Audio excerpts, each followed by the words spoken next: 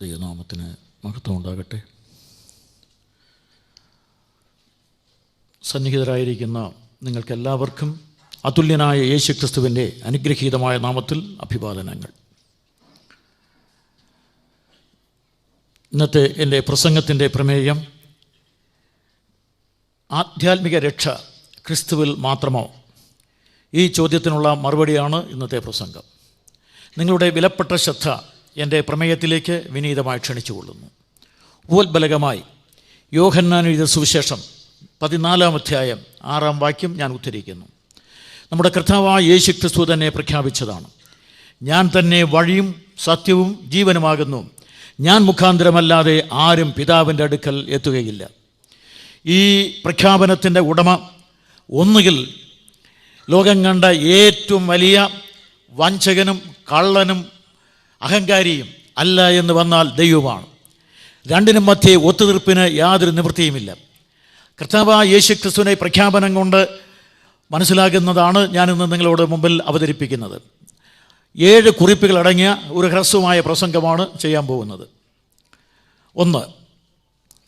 ഈശ്വരനെ സംബന്ധിച്ച് ഈശ്വരൻ എല്ലാവർക്കും ഒരുവനേയുള്ളൂ. ഏകനായ ദൈവം, മനുഷ്യവർഗത്തിന് ഒരേ ഒരു ദൈവമേ ഉള്ളൂ. അനേകായിരം കോടി ദൈവങ്ങളെ ആരാധിച്ച പ്രാചീന കാലത്ത് ലോകത്തിൻ്റെ എവിടെയും ബഹുദൈവ വിശ്വാസത്തിൻ്റെ പ്രമാദം വളരെയേറെ വിശാലമായിരുന്നൊരു കാലഘട്ടത്തിൽ, അതുപോലെ തന്നെ ബഹുദൈവ വിശ്വാസം വളർന്ന് പന്തലിച്ച വളക്കൂറുള്ള മണ്ണായ ഈജിപ്തിൽ നിന്നുകൊണ്ട് ഇസ്രായേലിൻ്റെ തലക്കനം വന്ന പ്രവാചകനായ മോശ പ്രഖ്യാപിച്ചു, ഈശ്വരൻ ഏകനാകുന്നു. ആവർത്തനം 6:4. അല്ലയോ ഇസ്രായേലെ കേൾക്ക, നിന്റെ നാഥൻ ഏകനാകുന്നു എന്ന് അദ്ദേഹം പ്രഖ്യാപിച്ചു. കാലം അധികം പുരോഗമിച്ചില്ല. BC 1440 മോശ പ്രഖ്യാപിച്ചു എങ്കിൽ BC 1375 ഈജിപ്തിൽ ചക്രവർത്തിയായിരുന്ന ഇക്നറ്റോൺ അഥവാ അമൻഹോട്ടം 4 പ്രഖ്യാപിച്ചു, ഈശ്വരൻ ഏകനാകുന്നു. അവിടുത്തെ നാമം അറ്റോൺ, അദ്ദേഹത്തിൻ്റെ പേരും അദ്ദേഹം മാറ്റിയിട്ട് ഇക്നറ്റോൺ എന്നാക്കി തീർക്കുകയുണ്ടായി. കാലം പിന്നെയും പുരോഗമിച്ചു. അല്പം കൂടെ കഴിഞ്ഞപ്പോൾ നാം അറിയുന്നത് പോലെ തന്നെ ചരിത്രത്തിലെ ഏറ്റവും പ്രസിദ്ധമായ പേർഷ്യൻ നാടുകളിൽ അനേകേശ്വര വിശ്വാസം വളരെയേറെ വളർന്നു വലുതായിരുന്ന പേർഷ്യൻ നാടുകളിൽ നിന്നോട് സ്വതന്ത്രത പ്രഖ്യാപിച്ചു, ഈശ്വരൻ ഏകനാകുന്നു, അവൻ്റെ അകുരമസ്ത. കാലം പിന്നെയും പുരോഗമിച്ചു. നാം അറിയുന്നത് പോലെ ഇന്ത്യയുടെ മണ്ണിൽ നിന്നുകൊണ്ടും ആളുകൾ ഇത് തന്നെ പ്രഖ്യാപിക്കുകയുണ്ടായി. ഡോക്ടർ രാധാകൃഷ്ണൻ ഇന്ത്യൻ ഫിലോസഫി എന്ന പുസ്തകത്തിൽ ഇങ്ങനെ എഴുതുകയുണ്ടായി, ഒരുപറ്റം ദേവീദേവന്മാർ സൃഷ്ടിക്കുന്ന അരാജകത്വത്തേക്കാൾ യുക്തവും സരളവുമായിട്ടുള്ളത് ഏകദൈവ വിശ്വാസം. ഈ വിശ്വാസം ആദ്യമായി അംഗീകരിക്കുവാൻ ഭാഗ്യം ലഭിച്ച ജനത എബ്രായ ജനത. ഇത് കൃഷ്ണൻകുട്ടിയല്ല പറയുന്നത്, സർവേപ്പള്ളി രാധാകൃഷ്ണൻ. അദ്ദേഹം എഴുതി വെച്ച വാക്യങ്ങളാണ് ഞാൻ ഉദ്ധരിച്ചത്.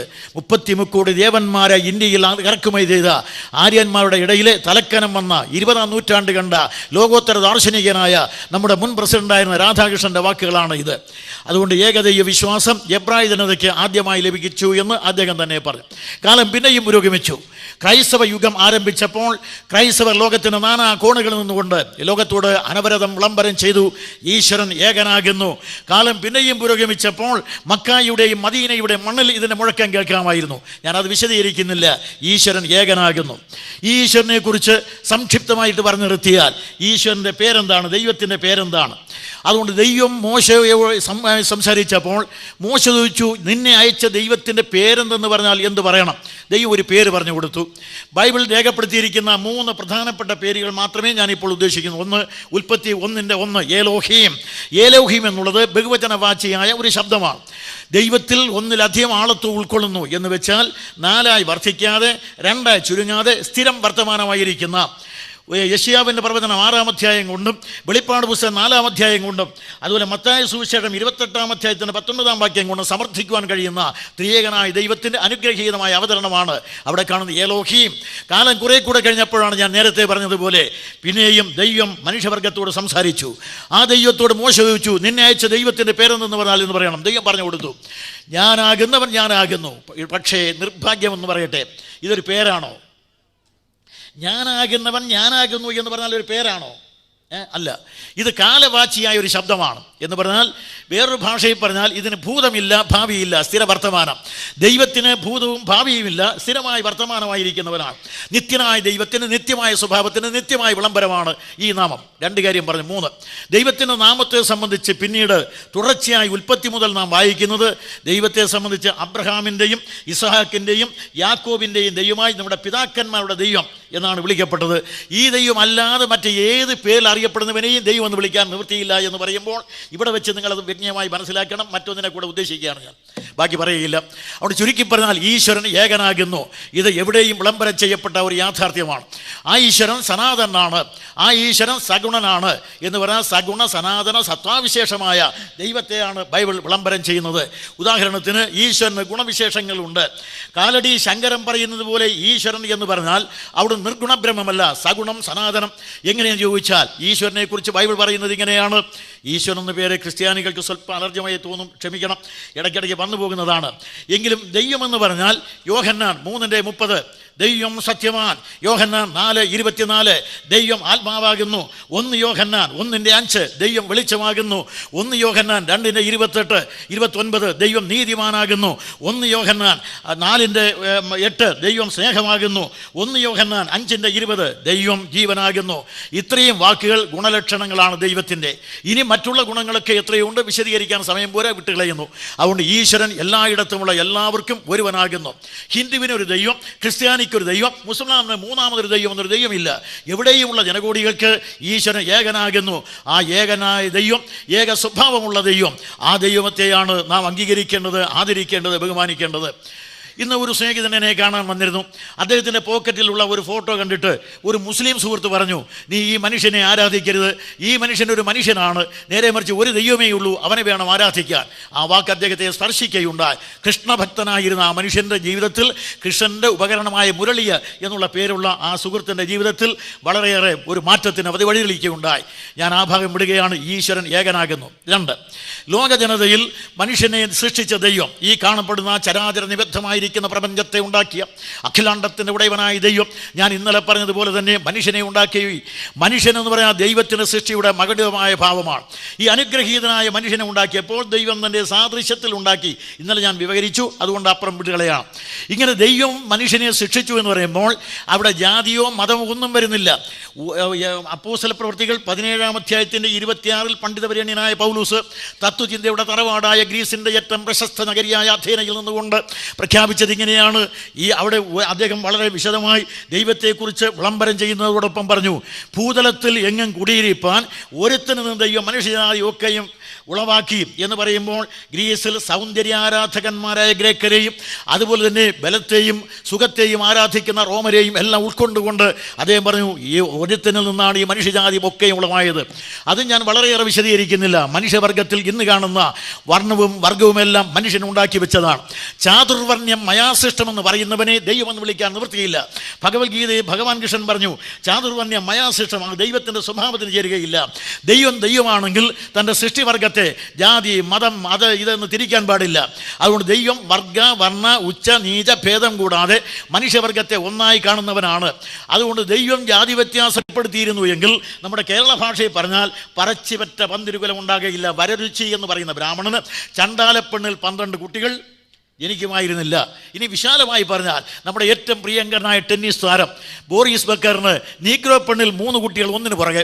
അതുകൊണ്ട് ദൈവം ജാതി വ്യത്യാസം ഉണ്ടാക്കിയിരുന്നെങ്കിൽ ഇതെങ്ങനെ സംഭവിക്കും?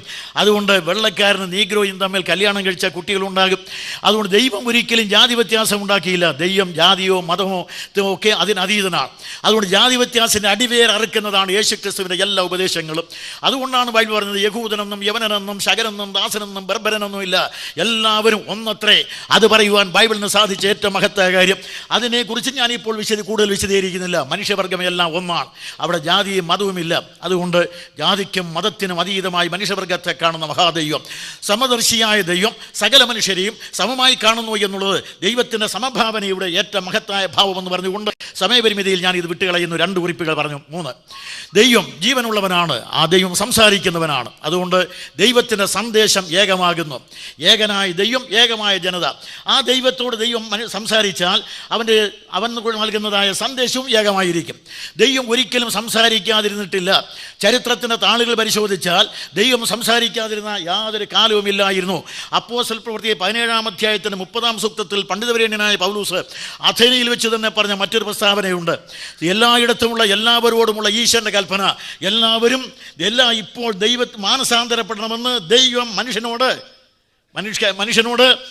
കൽപ്പിക്കുന്നു. ദൈവത്തിൻ്റെ കൽപ്പനയാണ്. അതുപോലെ എബ്രായ ലേഖനം 1-ാം അധ്യായത്തിൻ്റെ 1-2 വാക്യങ്ങൾ വായിക്കുന്നത് ഇങ്ങനെയാണ്: ദൈവം പണ്ട് ഭാഗമായി വിവിധമായി പ്രവാചകന്മാർ മുഖാന്തരം അരുളി ചെയ്തിട്ട് ഈ അന്ത്യകാലത്ത് പുത്രൻ മുഖാന്തരം നമ്മോട് അരുളി ചെയ്തിരിക്കുന്നു. ദൈവം അരുളി ചെയ്യാത്ത യാതൊരു കാലവുമില്ല. ഒന്നുകിൽ ദൈവം അരുളി ചെയ്തു, അല്ലെങ്കിൽ പുത്രൻ അരുളി ചെയ്തു, അല്ലെങ്കിൽ പരിശുദ്ധാത്മാവ് അരുളി ചെയ്തു. ഇങ്ങനെ ത്രിയേകനായ ദൈവം മനുഷ്യരാശിക്ക് നൽകിയിരിക്കുന്ന അനുഗ്രഹീതമായ അരുളപ്പാടുകളുടെ കേദാരമാണ്, അനുഗ്രഹീതമായ ശേഖരണമാണ് ബൈബിൾ എന്ന് പറയുന്നത്. അതുകൊണ്ട് ബൈബിൾ എന്ന് പറഞ്ഞാൽ ദൈവനിശ്വാസീയമാണ്. ദൈവനിശ്വാസീയം എന്ന് പറയുമ്പോൾ ഒരു കാര്യം കൂടെ പറയണം. ഈ ബൈബിളിനെ സംബന്ധിച്ച് പറയുമ്പോൾ ഇത് യജ്ഞകുണ്ടത്തിൽ നിന്ന് കയറി ഇറങ്ങി വന്നോ, മനസ്സാകുന്ന സമുദ്രത്തെ കിളച്ചുണ്ടാക്കിയെടുത്തെന്നോ, അല്ലെങ്കിൽ ആകാശത്തിൽ നിന്ന് കെട്ടിയിറക്കി കിട്ടിയതെന്നല്ല. മനുഷ്യർ തന്നെ സംസാരിച്ചതാണ് പരിശുദ്ധാത്മ നിയോഗത്താൽ. മനുഷ്യർ തന്നെ എഴുതി വെച്ചതാണ് പരിശുദ്ധാത്മ നിയോഗത്താൽ. അതുകൊണ്ട് മനുഷ്യൻ പരിശുദ്ധാത്മ നിയോഗം പ്രാപിച്ചിട്ട് എഴുതി വെച്ചതാണ് ഈ തിരുവെഴുത്ത്. ആ തിരുവെഴുത്തിനെ കുറിച്ച് നാം മനസ്സിലാക്കുമ്പോൾ ദൈവം എല്ലായിടത്തും എല്ലാവരോടും സംസാരിച്ചു കൊണ്ടേയിരിക്കുന്നു. ആ ദൈവം സംസാരിച്ചത് കൊണ്ടാണ് ഞങ്ങളെപ്പോലുള്ളവരും ഇത് മനസ്സിലാക്കാൻ ഇടയായത്. ദൈവം സംസാരിക്കാത്ത ഒരു കാലഘട്ടവും ചരിത്രത്തിൽ ഉണ്ടായിട്ടില്ല. ദൈവം അരുളി ചെയ്യുന്നവനാണ്, ജീവനുള്ള ദൈവം അരുളി ചെയ്യുന്നവനാണ്. അവൻ മനുഷ്യവർഗത്തെ സ്നേഹിക്കുന്നത് കൊണ്ട് അരുളി ചെയ്യാതിരിക്കാൻ ഒക്കെയില്ല. ആ സ്നേഹത്തിൻ്റെ അരുളപ്പാടുകളും അതുപോലെ തന്നെ തീഷ്ണമായിരിക്കുന്ന അദ്ദേഹത്തിൻ്റെ പ്രഖ്യാപനങ്ങളും ബൈബിളിൽ വായിക്കാം. ഞാൻ ഈ ഭാഗം ഇവിടെയാണ് കുറിപ്പ് 3 പറഞ്ഞു കഴിഞ്ഞു. അതുകൊണ്ട് മനുഷ്യനെ സംബന്ധിച്ച് പറയുമ്പോൾ ഏറ്റവും പ്രസക്തമായ അടുത്ത ഭാഗത്തേക്ക് ഞാൻ വരിക. മനുഷ്യന് ഈ ഒരേ ഒരു ദൈവം, ആ ഒരേ ഒരു ദൈവം, ഒരേ ഒരു സ്വർഗം, ആ ഒരേ മനുഷ്യവർഗത്തെ ശിക്ഷിച്ച ദൈവം, അതുപോലെ തന്നെ ഒരേ സന്ദേശം എല്ലായിടത്തുമുള്ള എല്ലാവർക്കും നൽകുന്ന ദൈവം. അങ്ങനെയാണെങ്കിൽ തീർച്ചയായിട്ടും ഈ മനുഷ്യവർഗത്തിനെല്ലാം ഒരേ ഒരു രക്ഷിതാവ് മതി. അത് പറയാനാണ് ഇത്രയും ഞാൻ പറഞ്ഞത്. അതുകൊണ്ട് എല്ലായിടത്തുമുള്ള എല്ലാവർക്കും രക്ഷിതാവും ഏകനാകുന്നു. ഇത് സംബന്ധിച്ച് 1, 2, 3, 4 കുറിപ്പുകളായിട്ട് ഞാൻ പറഞ്ഞു വിടുന്നതാണ്. മനുഷ്യവർഗത്തെ സംബന്ധിച്ച് ഒരേ ഒരു രക്ഷിതാവ്. ഞാൻ ഇന്നലെ ഉദ്ധരിച്ച ഒരു വാക്യം തന്നെ ഇന്ന് ഉദ്ധരിക്കുകയാണ്. ലൂക്കോസ് 2:10. നമ്മുടെ കർത്താവായ യേശു എന്ന കാലകതിരവൻ കാലത്തിലേക്ക് ആവിർഭവിക്കുന്ന വേളയിൽ കന്യക മറിയത്തിൻ്റെ പുത്രനായി ലോകത്തിൽ അവതരിച്ച് പിറന്നു വീഴുമ്പോൾ അന്ന് യേശുക്രിസ്തുവിൻ്റെ ജനനത്തെക്കുറിച്ച് വിളംബരം ചെയ്ത് ദൂതൻ പറഞ്ഞതാണ്. ആ ദൂതൻ്റെ വിളംബരം ഇതായിരുന്നു: സർവ്വജനത്തിനും ഉണ്ടാകുവാനുള്ള മഹാസന്തോഷം ഞാൻ നിങ്ങളോട് സുവിശേഷിക്കുന്നു. കർത്താവായ ക്രിസ്തു എന്ന രക്ഷിതാവ് ഇന്ന് ദാവീദിൻ്റെ പട്ടണത്തിൽ നിങ്ങൾക്ക് ജനിച്ചിരിക്കുന്നു. ആകാശത്തിൻ്റെ അറുതികളിൽ വെളിപ്പെട്ട ദൈവദൂതൻ്റെ പ്രഖ്യാപനം. ഈ പ്രഖ്യാപനം കഴിഞ്ഞപ്പോൾ ദൂതസംഘം ഒന്നിച്ച് വന്നൊരു സംഘാലാപം. ആ സംഘഗാനമാണ് പിന്നീട് നമ്മൾ വായിക്കുന്നത്. സ്വർഗത്തിൽ അത്യുന്നതങ്ങളിൽ ദൈവത്തിന് മഹത്വം, ഭൂമിയിൽ ദൈവപ്രസാദമുള്ള മനുഷ്യർക്ക് സമാധാനം, ഗംഭീരമായിരിക്കുന്ന സംഘാലാപം. അതിനെക്കുറിച്ച് വിശദീകരിക്കാൻ സമയമില്ല. അങ്ങനെ നമ്മുടെ കർത്താവായ യേശുക്രിസ്തു ഭൂജാതമായപ്പോൾ പറഞ്ഞത് തന്നെ എന്താണ്? കർത്താവായ ക്രിസ്തു എന്ന രക്ഷിതാവ് ഇന്ന് ഈ വർത്തമാനകാലത്തിൽ, ഇന്ന് ഈ കൃപായുഗത്തിൽ, ഇന്ന് ദൈവം മനുഷ്യനോട് സംസാരിക്കുവാൻ ഇറങ്ങി വന്ന ഇന്ന്, അതുകൊണ്ട് ഇന്ന് നിങ്ങളോട് സംസാരിക്കുന്നു. അതുകൊണ്ട് സ്വർഗത്തിലെ ദൈവം മനുഷ്യവർഗത്തെ സ്നേഹിച്ചുകൊണ്ട് ഇറങ്ങി വന്നു. ഇവിടെ യേശുക്രിസ്തുവിനെ രക്ഷകനെന്നാണ് ബൈബിൾ വെളിപ്പെടുത്തുന്നത്. പഴയ നിയമത്തിൽ യഹോവയായ ദൈവം രക്ഷകനെന്നാണ് വിളിച്ചിരിക്കുന്നത്. സകല ഭൂസീമാവാസികളുമായുള്ളവരെ നിങ്ങളെല്ലാവരും എങ്കിലേക്ക് നോക്കി രക്ഷപ്പെടുവിൻ. പ്രവാചകനായ യെശയ്യാവ് മുഖാന്തരം ദൈവം ലോകത്തോട് അരുളി ചെയ്തതാണ്. എങ്കിലേക്ക് നോക്കി രക്ഷപ്പെടുവിനെന്ന് ക്രിസ്തുവിനും 750 വർഷങ്ങൾക്ക് മുമ്പ് പ്രവാചകൻ വിളംബരം ചെയ്യുകയുണ്ട്. എങ്കിലേക്ക് നോക്കി സകല ഭൂസീമാവാസികളുമായുള്ളവരെ. ദൈവത്തിന് അതിരില്ലാത്തത് കൊണ്ട്, ദൈവം സീമാതീതനായതുകൊണ്ട്, സീമയില്ലാത്ത ദൈവത്തിൻ്റെ സീമയില്ലാത്ത സന്ദേശം സീമാതീതമായി സർവ്വജനകോടികൾക്ക് നൽകിയിരിക്കുന്നത് കൊണ്ടാണ് ദൈവം വിളിക്കുന്നത് സകല ഭൂസീമാവാസികളുമായുള്ളവരെ. ഞാൻ പറഞ്ഞ വാക്കുകളിലെ 2 വാക്കുകൾ പ്രത്യേകം ശ്രദ്ധിക്കണം. ദൈവദൂതൻ പറഞ്ഞത് സർവ്വജനത്തിനും ഉണ്ടാകുവാനുള്ള മഹാസന്തോഷം, സർവ്വജനത്തിനും. ഇവിടെ ദൈവം അരുളി ചെയ്യുന്നത് സകല ഭൂസീമാവാസികളുമായുള്ളവരെ എന്ന് പറഞ്ഞാൽ സങ്കുചിതമായ മനസ്സിൻ്റെ ഉടമയല്ല ഈശ്വരൻ. അവിടുന്ന് ഇടിഞ്ഞ ഭിത്തിക്കുള്ളിൽ ജീവിക്കുന്നവനല്ല.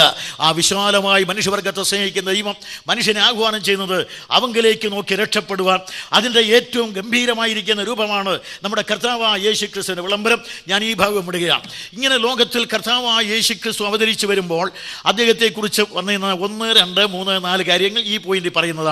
ഒന്ന്, ഒരു 4000 വർഷങ്ങൾക്ക് മുമ്പ് ഒരു മനുഷ്യൻ്റെ ചോദ്യം ഉന്നയിച്ചു: മനുഷ്യൻ മരിച്ചാൽ വീണ്ടും ജീവിക്കുമോ? യോബ് 14:14. ഒരു 1000 വർഷം കൂടെ കഴിഞ്ഞു കോരഹപുത്രന്മാർ മറ്റൊരു ചോദ്യം ഉന്നയിച്ചു: സഹോദരൻ ശവക്കുഴി കാണാതെ എന്നേക്കും ജീവിച്ചിരിക്കേണ്ടതിന് അവന് വേണ്ടി പ്രാണന്റെ വീണ്ടെടുപ്പ് വില കൊടുപ്പാൻ ആർക്ക് കഴിയും? അവൻ്റെ പ്രാണന്റെ വീണ്ടെടുപ്പ് വളരെ വിലയേറിയതാകുന്നു. പക്ഷേ ഒരു വാക്യം കൂടെ കൂട്ടിച്ചേർത്തു, അത് ഒരു നാളും സാധ്യമല്ല. കോരഹപുത്രന്മാർ അവരെ സംബന്ധിച്ച് ഇത് അടഞ്ഞ അധ്യായമെന്നാണ് പറഞ്ഞത്. ഒരു നാളും സാധ്യമല്ല. 1000 വർഷം കൂടെ കഴിഞ്ഞു. ഇതാ വരുന്നു നമ്മുടെ കർത്താവായ യേശു ക്രിസ്തു. അവിടുത്തോട് തൻ്റെ ശിഷ്യനായ പത്രോസ് ചോദിച്ചു, ഗുരുവോ, ഇങ്ങനെയാൽ രക്ഷിക്കപ്പെടുവാൻ ആർക്ക് കഴിയും? മത്തായി എഴുതിയ സുവിശേഷം 19 അധ്യായം 26 വാക്യം.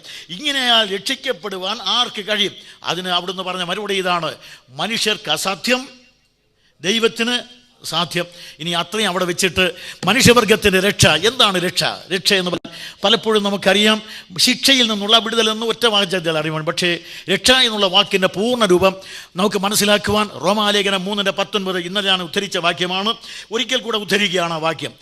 ഏത് വായുമടഞ്ഞ് സർവ്വലോകവും ശിക്ഷാവിധിയുടെ കീഴിൽ എല്ലാവരും ഒരുപോലെ പാപികളാകയാൽ, ഒരേ ഒരു മാനവ സമൂഹം എല്ലാവരും ഒരുപോലെ പാപികളാകയാൽ, എല്ലാവരും ഒരുപോലെ പാപത്തിൻ്റെ ശമ്പളമായി മരിക്കുന്നവരാകയാൽ, എല്ലാവരും പാപത്തിൻ്റെ ഫലമായി ഒരുപോലെ നരകഗാമികളായി തീർന്നതിനാൽ, എല്ലാവരും ഒരുപോലെ സമശിക്ഷാവിധിക്ക് വിധിക്കപ്പെട്ടവരാകയാൽ, അവർക്കെല്ലാം വേണ്ടി അവതരിച്ചു വന്ന ഒരേ ഒരു രക്ഷിതാവ്. അതുകൊണ്ട് മനുഷ്യവർഗത്തിൻ്റെ രക്ഷ ഈ നരകത്തിൽ നിന്നുള്ള മോചനമാണ്. ഞങ്ങൾ പറയുമ്പോൾ അതുകൊണ്ടാണ് അതും ഇതൊന്നും പറയാതെ നേരെ ഈ സുവിശേഷത്തെക്കുറിച്ച്, രക്ഷയെക്കുറിച്ച് വിശദീകരിക്കുന്നത്. മനുഷ്യൻ നരകത്തിലേക്ക് പോകാതെ രക്ഷപ്പെടണം. എല്ലാവരും ഒരുപോലെ തന്നെ ജന്മന കർമ്മണ വാഗ്മനകായങ്ങളാൽ പാപികളായിരിക്കയാൽ, പാപത്തിൻ്റെ ശമ്പളം ഭയാനകമായിരിക്കുന്ന രണ്ടാം മരണമാകയാൽ, രണ്ടാം മരണം അന്ധമായിരിക്കുന്ന അനുഭൂതി വിശേഷമാകയാൽ, അവിടെ ചെന്നാൽ തിരിച്ചു വരവില്ലാത്തത് കൊണ്ട്, ആ നരകത്തിൽ ചെന്നാൽ പിന്നെ അവനെ രക്ഷിക്കുവാനുള്ള തന്ത്രമന്ത്രാദികളും കർമ്മകാണ്ഡങ്ങളും ഒന്നും ഇല്ലാത്തത് കൊണ്ട് അവൻ രക്ഷിക്കപ്പെടേണ്ടത് ഇവിടെ വെച്ചാണ്. അതുകൊണ്ട് മനുഷ്യൻ്റെ രക്ഷ എന്ന് പറയുന്നത് നരകത്തിൽ നിന്നുള്ള മോചനമാണ്. അതുകൊണ്ട് നമ്മുടെ കേരളത്തിൽ ഒരു നല്ല ഭക്തിഗാനം കേൾക്കാവുന്നതാണ്. രാവിലെ എഴുന്നേറ്റേക്കാളും നരകത്തീന്ന് ജോയി വാമ്പാടിയാണെങ്കിൽ ഈണത്തിലൊക്കെ പാടും, എനിക്ക് അറിഞ്ഞുകൂടാ.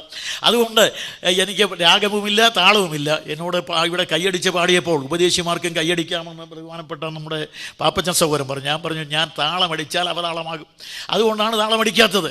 അതൊന്നും എനിക്ക് പാടാനും അറിയില്ല, താളമടിക്കാനും അറിയില്ല. പക്ഷേ ഇവിടെ പറഞ്ഞു വന്നത് ഈ ഗാനം സുന്ദരമായിരിക്കുന്ന ആലാപത്തിൽ കേട്ടത് ഇങ്ങനെയാണ്, നരകത്തിൽ നിന്ന് എന്നെ കയറ്റിയിടണം. ഞാനും എത്രയോ തവണ പറഞ്ഞിട്ടുണ്ട്. അതുകൊണ്ട് നരകത്തിൽ നിന്ന് കയറ്റണം. പക്ഷേ എന്ത് ചെയ്യാം? നരകത്തിൽ നിന്നുള്ള വിടുതലാണ് രക്ഷ എന്ന് പറയുന്നത്. അല്ലാതെ ചില്ലറ സൗഖ്യം കിട്ടുന്നതോ ചില്ലറയായിരിക്കുന്ന വല്ല ആശ്വാസവും കിട്ടുന്നതോ അല്ല. നരക ശിക്ഷയിൽ നിന്നുള്ള നിത്യമായ വിടുതലിനെയാണ് രക്ഷ എന്ന് ബൈബിൾ വിവരിക്കുന്നത്. ഹൈന്ദവൻ ന്യായേന പറഞ്ഞാൽ ഇതിനെ മുക്തി എന്ന് വിളിക്കുന്നു. മുക്തി എന്ന് പറഞ്ഞാൽ വിടുതൽ എന്നർത്ഥം. നരകത്തിൽ നിന്നുള്ള വിടുതൽ അത് തന്നെയാണ് നിർവ്വാണമെന്നാണ് ബുദ്ധമതം. പക്ഷേ നിർവ്വാണവുമായി ഇതിന് ബന്ധമില്ല. നിർവ്വാണം എന്ന് പറഞ്ഞാൽ ഇല്ലാതായി തീരൽ. അതൊന്നും വിശദീകരിക്കാൻ നിവൃത്തിയില്ല. ഇല്ലാതായി തീരൽ ഇവിടെ പറയുന്നത് മനുഷ്യൻ എന്ന് പറഞ്ഞാൽ നാശരഹിതനാണ്. ഇന്നലെ ഞാൻ സൂചിപ്പിച്ചല്ലോ, ആത്മാവ് നാശരഹിതമാണ്. നരകത്തിൽ ചെന്നാൽ പോലും എന്ത് ചെയ്യില്ല? ഇത് തീ കൊണ്ട് വെന്തു പോകുകയില്ല, ജലത്തിൽ ആർദ്രമായി അലിഞ്ഞു പോകുകയില്ല, വായു കൊണ്ട് ഉണങ്ങുകയില്ല, വാളുകൊണ്ട് ഛേദിക്കപ്പെടാൻ കഴിയുകയില്ല. അങ്ങനെയുള്ള അനശ്വരമായിരിക്കുന്ന ആത്മാവ് നരകത്തിലും ജീവിക്കുന്നതാണ്. മാത്രമല്ല ഈ ആത്മാവ് നരകത്തിൽ ജീവിക്കുമെന്ന് മാത്രമല്ല, ശരീരം കൂടെ മടക്കിത്തരും. അതാണ് ബൈബിൾ പറയുന്നത്. അതൊക്കെ ഇവിടെ വിശദീകരിച്ച സമയം പോകും. എനിക്ക് അതിൻ്റെ പ്രസക്ത ഭാഗത്തേക്ക് വരണം. അതുകൊണ്ട് ഏറ്റവും പ്രധാനപ്പെട്ട മറ്റൊരു വസ്തുത, കർത്താവായ യേശു ക്രിസ്തുവിനെ സംബന്ധിച്ച് പറയുമ്പോൾ അവിടുന്ന് അരുളി ചെയ്തത് രക്ഷിക്കുവാൻ വേണ്ടി വന്നു എന്നാണ്. പാപികളെ രക്ഷിക്കുവാൻ ലോകത്തിലേക്ക് വന്നു. പാപികളുടെ രക്ഷിതാവായി ലോകത്തിലേക്ക് വരുമ്പോൾ രണ്ട് കാര്യം പ്രത്യേകം. ഒന്ന്, യേശു ക്രിസ്തുവിനോട് പത്രോസ് ചോദിച്ചു, ഇങ്ങനെയാൽ രക്ഷിക്കപ്പെടുവാൻ ആർക്ക് കഴിയും? കർത്താവ് പറഞ്ഞു, മനുഷ്യർക്ക് അസാധ്യം, ദൈവത്തിന് സാധ്യം. അടുത്ത വാചകത്തിൽ കർത്താവ് പറഞ്ഞു, ഞാൻ വന്നത് പാപികളെ രക്ഷിക്കുവാനാണ്. പാപികളെ രക്ഷിക്കുവാൻ ഞാൻ വന്നു എന്ന് പറഞ്ഞാൽ അതിൻ്റെ അർത്ഥം എന്താണ്? ദൈവത്തിന് മാത്രമേ രക്ഷിക്കുവാൻ കഴിയൂ എന്ന് പറഞ്ഞു കഴിഞ്ഞാൽ, അടുത്ത് ഞാൻ വന്നത് പാപികളെ രക്ഷിക്കുവാൻ വന്നു എന്ന് പറയാൻ വന്നവൻ ആരാണ്? അവൻ ദൈവമാണ്. ദൈവത്തിന് മാത്രമേ രക്ഷിക്കുവാൻ കഴിയൂ. പാപികളെ രക്ഷിക്കുവാൻ ദൈവത്തിന് മാത്രമേ സാധിക്കൂ. എങ്കിൽ ഞാൻ രക്ഷിക്കുവാൻ വന്നു എന്ന് യേശു ക്രിസ്തു പറയുമ്പോൾ അവിടുത്തെ ദൈവത്വം വിളംബരം ചെയ്യുകയായിരുന്നു. ഞാൻ രക്ഷിക്കുവാൻ വന്ന ദൈവമാകുന്നു എന്നാണ് അവിടെ നിന്ന് വിളിച്ചത്. യേശു ക്രിസ്തു ദൈവമാകുന്നു എന്നുള്ളത് യഹൂദ്യ ഭാഷ്യമനുസരിച്ച് ഇന്നലെ ഞാൻ അല്പം വിശദീകരിച്ചു വിട്ടതാണ്. പ്രിയ സഹോദരി സഹോദരന്മാരെ, യേശു ക്രിസ്തു ദൈവമാകുന്നു. അവന് മാത്രമേ പാപികളെ രക്ഷിക്കാൻ കഴിഞ്ഞിട്ടുള്ളൂ. ഇന്നലെ ഞാൻ സൂചിപ്പിച്ചതുപോലെ കൃഷ്ണനോട് ചോദിക്കൂ, അങ്ങെന്തിനാണ് അവതരിച്ചത്? അയാൾ പറഞ്ഞിട്ടുള്ളത് ഇങ്ങനെ, ഭഗവത്ഗീതയിൽ, ഞാൻ വന്നത് പാപികളെ കൊല്ലാൻ, പരിത്രാണായ സാധൂനാം വിനാശായ ദുഷ്കൃതാം. ഞാൻ വന്നത് പാപികളെ കൊല്ലാൻ, ഭക്തന്മാരെ രക്ഷിക്കാൻ. അല്ലോ ക്രിസ്തു അങ്ങെന്തിനാണ് ലോകത്തിലേക്ക് വന്നത്? പരിത്രാണായ സാധൂനാം എന്നല്ല, പരിത്രാണായ ദുഷ്കൃതാം. ഞാൻ വന്നത് പാപികളെ രക്ഷിക്കുവാൻ വേണ്ടിയാണ്. അങ്ങനെ ഏതെങ്കിലും ഒരുത്തൻ ഭൂമിയിൽ പറഞ്ഞിട്ടുണ്ടെങ്കിൽ അത് ഞാൻ പ്രസംഗിക്കുന്ന കർത്താവായ യേശു ക്രിസ്തു മാത്രം. അവൻ പറഞ്ഞു, പാപികളെ രക്ഷിക്കുവാനാണ് ഞാൻ ലോകത്തിലേക്ക് വന്നത്. കൃഷ്ണ, രാമ, ബുദ്ധ, കപില, കണാദാദി, സോക്രട്ടീസ്, അരിസ്റ്റോട്ടലാദികൾ ഒന്നും പറഞ്ഞിട്ടില്ല ഞാൻ വന്നത് രക്ഷിക്കുവാൻ വേണ്ടിയാണെന്ന്. യേശു ക്രിസ്തു മാത്രം പറഞ്ഞു ഞാൻ വന്നത് പാപികളെ രക്ഷിക്കുവാൻ. 1. 2, പാപികളെ രക്ഷിക്കുന്നവൻ ദൈവമാണെങ്കിൽ യേശുക്രിസ്തു ദൈവമാണോ? അപ്പോൾ മറിച്ചൊരു കാര്യം, ക്രിസ്ത്യാനികൾ യേശുക്രിസ്തുവിനെ ദൈവമെന്ന് വിളിക്കുമ്പോൾ ചിലർ ചോദിക്കുന്നത്, യേശുക്രിസ്തു ഒരു അത്ഭുതം ചെയ്തതുകൊണ്ടല്ലേ നിങ്ങൾ ക്രിസ്തുവിനെ ദൈവമാക്കുന്നത്? ഇല്ലേ, ഇല്ല.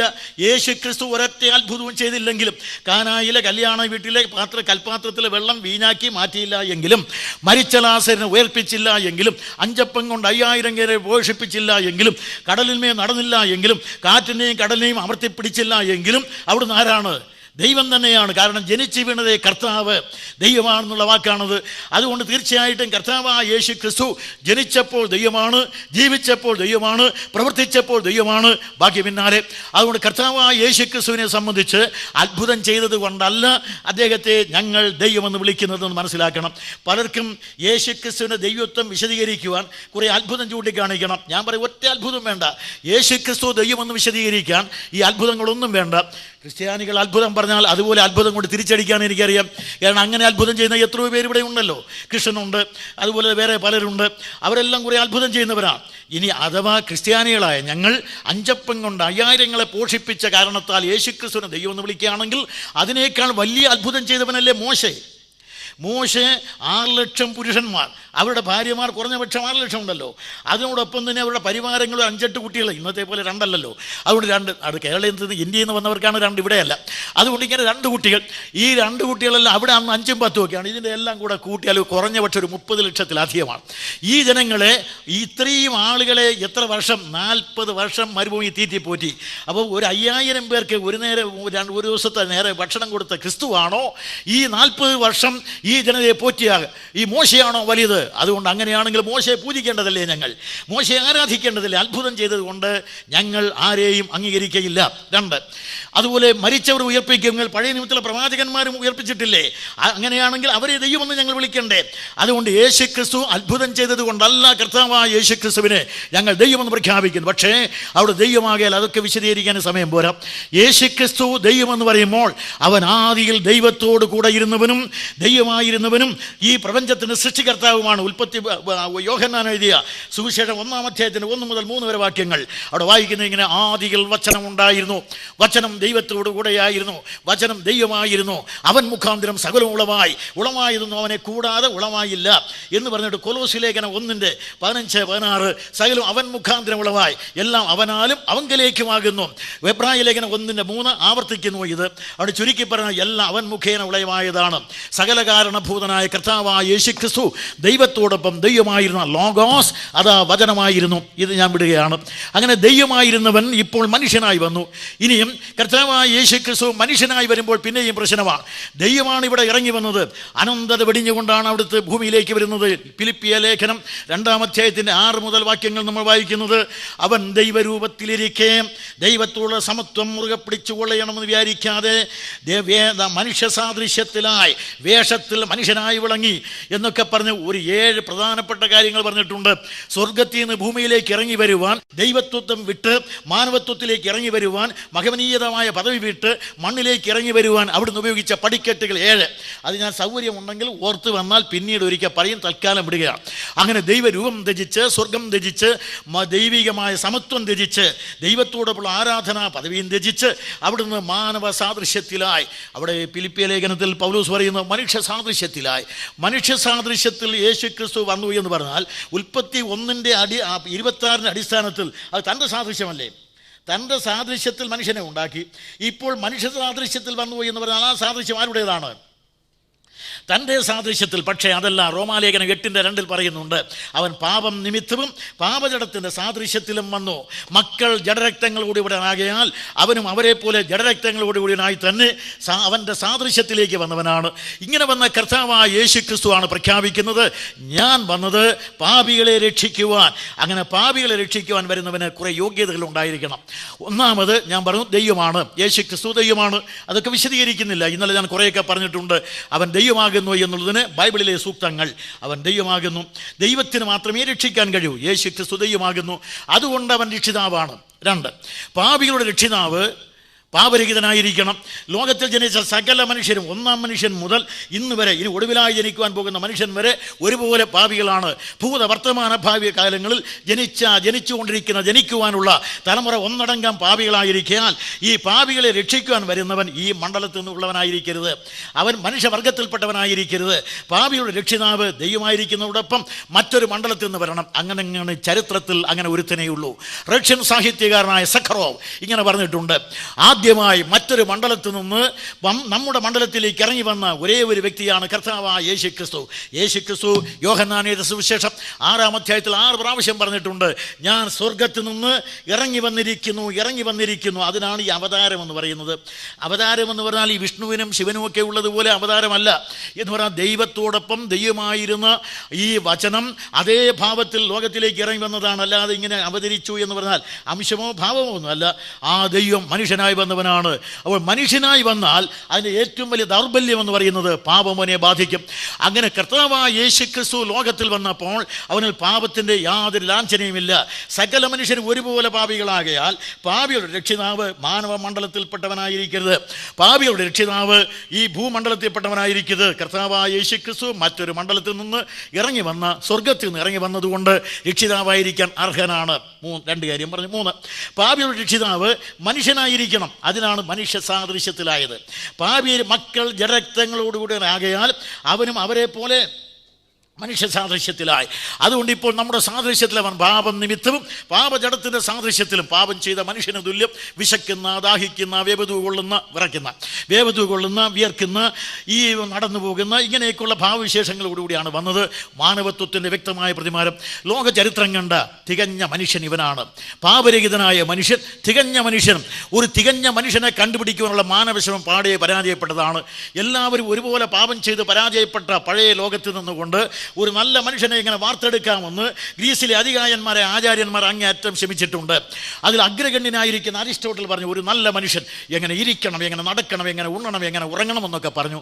പക്ഷെ അങ്ങനെ ഒരു നല്ല മനുഷ്യനെ അവതരിപ്പിക്കുവാൻ അദ്ദേഹത്തിൻ്റെ അക്കാഡമികൾ വെച്ച് പഠിപ്പിച്ചിട്ടും സാധിച്ചില്ല. പിന്നെ ആ ഗ്രേക്ക ലോകത്തിന് ഒരു നല്ല മനുഷ്യനെ കാണുവാൻ 300 വർഷം കൂടെ കാത്തിരിക്കേണ്ടി വന്നു. 300 വർഷം കഴിഞ്ഞപ്പോൾ ശീമാനായ തെയോഫിലോസ് എന്നൊരു ഗ്രേക്കനെ വിളിച്ചുകൊണ്ട് മറ്റൊരു ഗ്രേക്കനായ ലൂക്കോസ് പറഞ്ഞു, അല്ലയോ ഗ്രേക്കനായ തെയോഫിലോസ്, ഒരു തികഞ്ഞ മനുഷ്യനെ കണ്ടാലും അവനാണ് നസറായനായ യേശുക്രിസ്തു ചൂണ്ടിക്കാണിക്കുന്നു. ഇവിടെ പോട്ടെ, യേശുക്രിസ്തു തികവുറ്റ ഇടയറ്റ അന്യൂനനായ മനുഷ്യനുമാണ്. യേശുക്രിസ്തു ചോദിച്ചു, നിങ്ങളിൽ ആർ എൻ്റെ പാപത്തെക്കുറിച്ച് ബോധം വരുത്തും? ആ വാക്യം ഇന്നലെ ഞാൻ ഉദ്ധരിച്ചിട്ടുണ്ട്. അതുകൊണ്ട് നിങ്ങളിൽ ആർ എൻ്റെ പാപത്തെക്കുറിച്ച് ബോധ്യം വരുത്തും? മണ്ണുമുട്ടി മാനം മുട്ടിക്കിടക്കുന്ന മശിയുടെ മഹത്തായ ചോദ്യത്തിന് മതിയായ ഉത്തരം പറയുവാൻ മതിമാന്മാരെല്ലാം ആവോളം ശ്രമിച്ചെങ്കിലും ഇന്ന് വരെ ഒരിക്കലും സാധിച്ചിട്ടില്ല. പാപത്തിന് ലാഞ്ചന പോലും ഇല്ലാത്ത വ്യക്തിപ്രഭാവം. അതുകൊണ്ട് കർത്താവായ യേശുക്രിസ്തു, രാജാ റാം മോഹൻ റായിയുടെ ഭാഷയിൽ പറഞ്ഞാൽ അദ്ദേഹം വെളിച്ചം പോലെ വിശുദ്ധൻ, കുഞ്ഞാട് പോലെ നിർദോഷി, ആത്മാവിന് നിത്യ ജീവാഹാരം, യഹൂദന്മാരുടെയും പ്രജാതികളുടെയും ആത്മീയ യജമാനനും ഇടയനും ഇവൻ തന്നെയാണ് കർത്താവായ യേശുക്രിസ്തു. കർത്താവായ യേശുക്രിസ്തുവിനെ പോലെ ഇത്രമാത്രം പവിത്രതയുള്ള, എത്രമാത്രം വിശുദ്ധിയുടെ വിളം നിലമായിരിക്കുന്ന മറ്റൊരുത്തനില്ല. പരത്തിൻ്റെ അവതാരമായ പരിപാവനയുടെ ഭവ്യരൂപമായ നമ്മുടെ കർത്താവായ യേശുക്രിസ്തു പാപരഹിതനായിരുന്നു. പാപരഹിതന് മാത്രമേ പാപിയെ രക്ഷിക്കാൻ കഴിയൂ. ഒടുവിലായി നമ്മുടെ കർത്താവായ യേശുക്രിസ്തുവിനെ വിസ്തരിക്കാനായിട്ട് പിടിച്ച പിലാത്തോസ് വിസ്തരിച്ചു കൊണ്ടിരിക്കുമ്പോൾ തന്നെ പിലാത്തോസിൻ്റെ ഭാര്യ ഒരു കത്ത് കൊടുത്തയച്ചു. ഇവൻ നിർദോഷ നീതിമാനാണ് പിലാത്തോസ്, അങ്ങ് ഇവൻ്റെ കാര്യം തലയിട്ട് പോകരുത്, നീതിമാനെന്ന് അവൾ പറഞ്ഞു. കാരണം പിലാത്തോസിൻ്റെ ഭാര്യയാണെങ്കിൽ റോമൻ ഗവർണറുടെ ഭാര്യയാണ്. അങ്ങനെയാണെങ്കിൽ യഹൂദ്യയിലെ 1ാമത്തെ വനിതയാണ്. അവൾ പറഞ്ഞു, ഈ റോമൻ വനിതയാണ് പറയുന്നത്, ഇവൻ നീതിമാൻ പിലാത്തോസ്, അവൻ്റെ കാര്യത്തിൽ അങ്ങ് ഇടപെട്ടു പോകരുത്. ആ പുരുഷൻ നിമിത്തം ഇന്നലെ രാത്രി ഞാൻ സ്വപ്നത്തിൽ വ്യഥയനുഭവിച്ചു. അതിനെല്ലാം കുറേ പഴയ യാഥാർത്ഥ്യങ്ങളുണ്ട്, വിട്ടുകളയാണ്. 2ാമത് ഗവർണർ പിലാത്തോസ് യേശുവിനെ തിരിച്ച് തിരിച്ച് 4 വട്ടം വിസ്തരിച്ചു. 4 വട്ടം വിസ്തരിച്ചു. ഒടുവിൽ അദ്ദേഹം പറഞ്ഞു, ഈ നീതിമാനിൽ ഞാനൊരു കുറ്റവും കാണുന്നില്ല. 2. 3ാമത് ഹേരോദാവ് ഇവനെ വിസ്തരിച്ചു, അവനും ഇവനിൽ ഒരു കുറ്റവും കണ്ടില്ല. 4. യേശുക്രിസ്തുവിനെ കാണിച്ചു കൊടുത്ത യൂദാസ്, ഞാൻ കുറ്റമില്ലാത്ത രക്തത്തെ കാണിച്ചു തന്നിരിക്കുന്നു എന്ന് ഉറക്കെ പ്രഖ്യാപിക്കുകയുണ്ട്. 5. കാൽവറിയിലെ ക്രൂശിൽ മരിക്കുന്ന വേളയിൽ 2 കള്ളന്മാരിൽ ഒരുത്തൻ പറഞ്ഞു, 2 പേരും ഒരുപോലെ പരിഹസിച്ചു. അല്പം കഴിഞ്ഞപ്പോൾ ഒരുത്തൻ പറഞ്ഞു, നാമോ ന്യായമായത് അനുഭവിക്കുന്നു, ഇവനോ അരുതാത്ത് ചെയ്തിട്ടില്ല. ചരിത്രത്തിൽ അരുതാത്ത് ചെയ്യാത്ത ഒരേ ഒരുത്തനേ ഉള്ളൂ. ഇന്നലെ ഞാനൊരു ദൃഷ്ടാന്തം പറഞ്ഞല്ലോ. ചരിത്രത്തിൽ അരുതാത്ത് ചെയ്യാത്ത ഒരേ ഒരുത്തനേ ഉള്ളൂ. അത് കഴിഞ്ഞ് കുറേ കൂടെ കഴിയുമ്പോൾ യേശു മരിച്ചു. മരിക്കുന്ന യേശുവിനെ മരണം കണ്ടുകൊണ്ട് റോമൻ ശതാധിപൻ വിളിച്ചു പറഞ്ഞു, വാസ്തവത്തിൽ ഇവൻ നീതിമാൻ. അല്പം കൂടെ കഴിഞ്ഞപ്പോൾ യേശു മരിച്ചു. മരിച്ച യേശുവിനെ ശവം കാത്തുകൊണ്ടുന്ന മറ്റൊരു ശതാധിപൻ വിളിച്ചു പറഞ്ഞത് ഇങ്ങനെയാണ്, വാസ്തവത്തിൽ ഇവൻ ദൈവപുത്രൻ തന്നെ, വാസ്തവത്തിൽ ഇവൻ ദൈവപുത്രൻ തന്നെ. ഇപ്പോൾ ഞാൻ 7 സാക്ഷികളെ അവതരിപ്പിച്ചു. ഇതെല്ലാം ക്രിസ്തുവിൻ്റെ ശത്രുപക്ഷത്തു നിന്നുള്ള സാക്ഷികളാണ്. ഇനി മിത്രപക്ഷത്തു നിന്നുള്ള സാക്ഷികൾ ബൈബിളിൽ പത്രോസ്, അവൻ പാപം ചെയ്തിട്ടില്ല. യോഹന്നാൻ 3:6 അവനിൽ പാപമില്ല.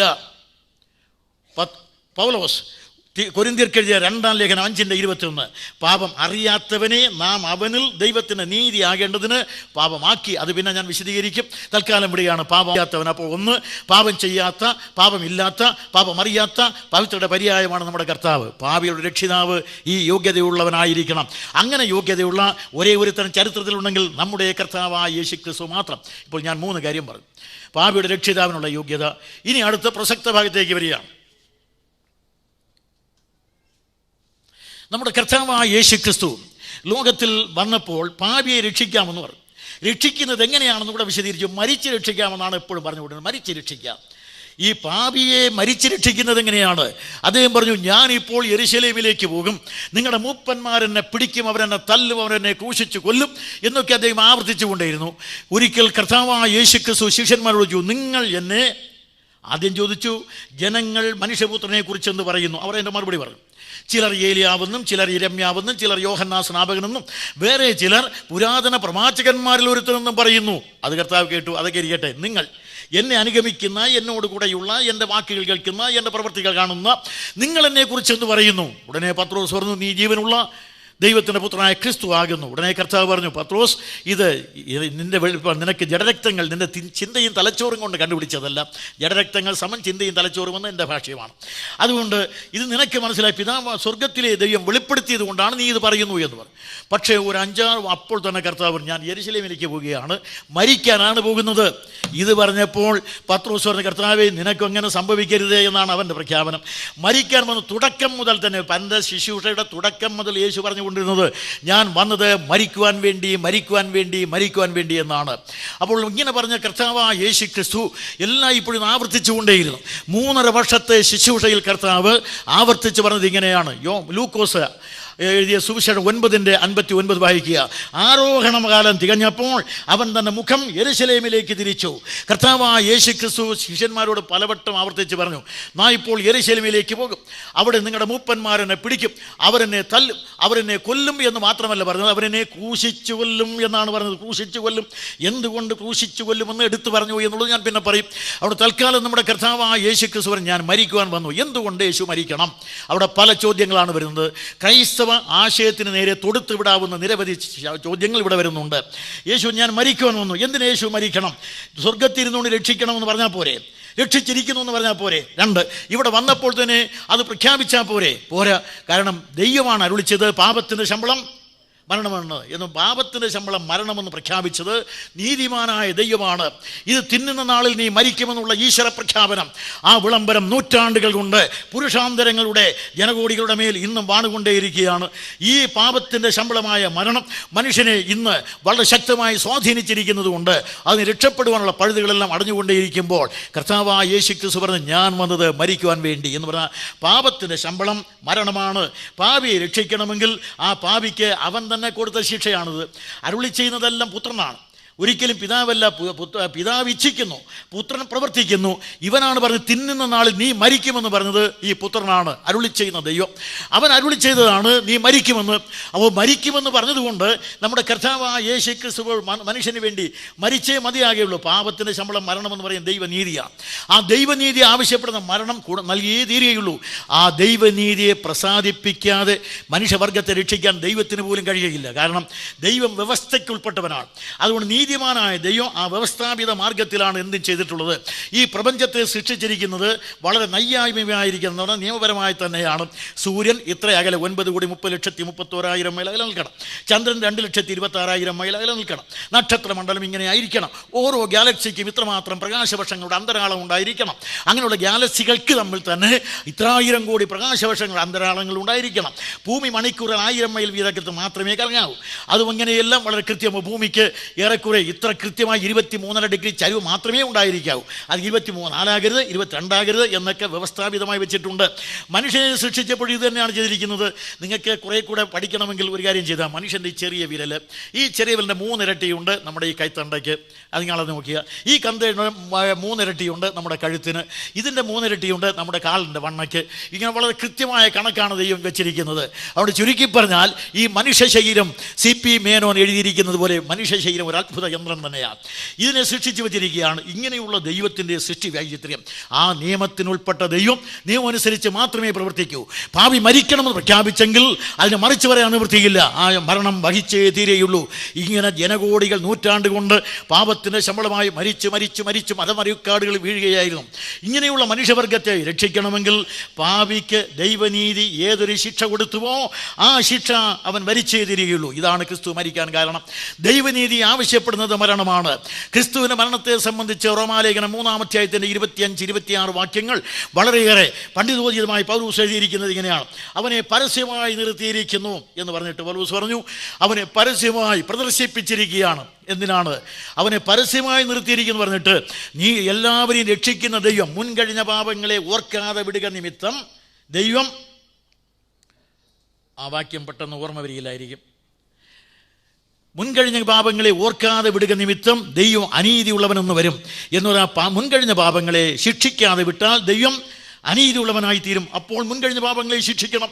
മുൻകഴിഞ്ഞ പാപങ്ങളെ ശിക്ഷിക്കണമെങ്കിൽ അത് ശിക്ഷിക്കണ്ടേ? എവിടെയാണ് ശിക്ഷിക്കുന്നത്? അവിടെ വരുമ്പോഴത്തേക്കും ആ പാപത്തിന് ജഡത്തിൽ ശിക്ഷ വിധിക്കണം. ആ ജഡത്തിൽ ശിക്ഷ വിധിക്കാനാണ് യേശുക്രിസ്തു പാപജഡത്തിൻ്റെ സാദൃശ്യത്തിൽ വന്നത്.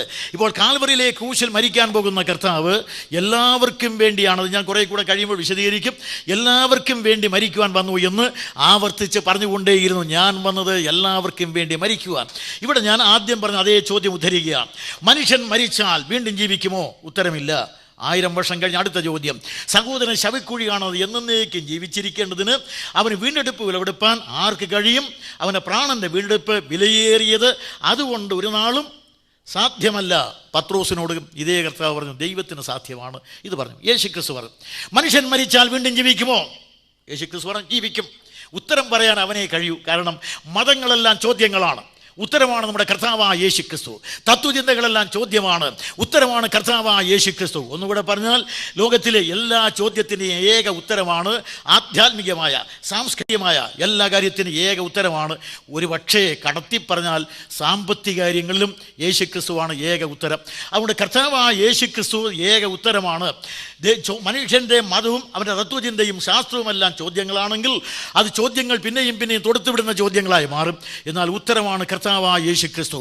അതുകൊണ്ട് ഉത്തരമായ കർത്താവ് മറുപടി പറഞ്ഞത് ഇങ്ങനെയാണ്, മനുഷ്യൻ മരിച്ചാൽ വീണ്ടും ജീവിക്കുമോ? യേശുക്രിസ്തു പറഞ്ഞു, കല്ലറകളിലുള്ളവരെല്ലാം മനുഷ്യപുത്രന്റെ ശബ്ദം കേൾക്കുകയും കേൾക്കുന്നവരെല്ലാം ജീവിക്കുകയും ചെയ്ത നാഴിക വന്നുമിരിക്കുന്നു. ചിലർ നിത്യജീവനായും ചിലർ നിത്യലജ്ജയ്ക്കായും എഴുന്നേറ്റ് വരും എന്ന് കർത്താവ് പറഞ്ഞു. യോഹന്നാൻ 5:25-26 വാക്യങ്ങൾ, 28 വരെ വാക്യങ്ങൾ. അത് കഴിഞ്ഞ് പിന്നെ നമ്മൾ അടുത്ത ചോദ്യം, സഹോദരൻ ശവിക്കൂടിയാണോ എന്നേക്കും ജീവിച്ചിരിക്കേണ്ടതിന് അവന് വീണ്ടെടുപ്പ് വിലവെടുപ്പാൻ ആർക്ക് കഴിയും? അത് വിലയേറിയതായതുകൊണ്ട് സാധ്യമല്ലെന്നാണ് അവർ പറഞ്ഞത്. യേശുക്രിസ്തു, ഞാൻ വന്നത് ഈ വീണ്ടെടുപ്പ് വില കൊടുപ്പാനാണ്. ഈ വില കൊടുക്കുവാൻ നിങ്ങൾക്ക് സാധ്യമല്ല. അതുകൊണ്ടാണ് ഞാൻ വന്നത്. പത്രോസ് ലേഖനത്തിൽ ഇങ്ങനെ പറഞ്ഞു, തൻ്റെ ലേഖനത്തിൽ പറയുന്നത്, അഴിഞ്ഞു പോകുന്ന വെള്ളി, പൊന്ന് മുതലായ വസ്തുക്കളെ കൊണ്ട് അല്ല. എന്തുകൊണ്ടല്ല? യഹൂദന്മാർ മനുഷ്യനെ വീണ്ടെടുക്കേണ്ടതിന് 1/2 ശേക്കൽ എല്ലാവരും തുല്യമായി വില കൊടുത്തല്ലോ. എന്തുകൊണ്ട് പിന്നെ പത്രോസ് വെള്ളിയും പൊന്നും അല്ലെന്ന് പറയുന്നു?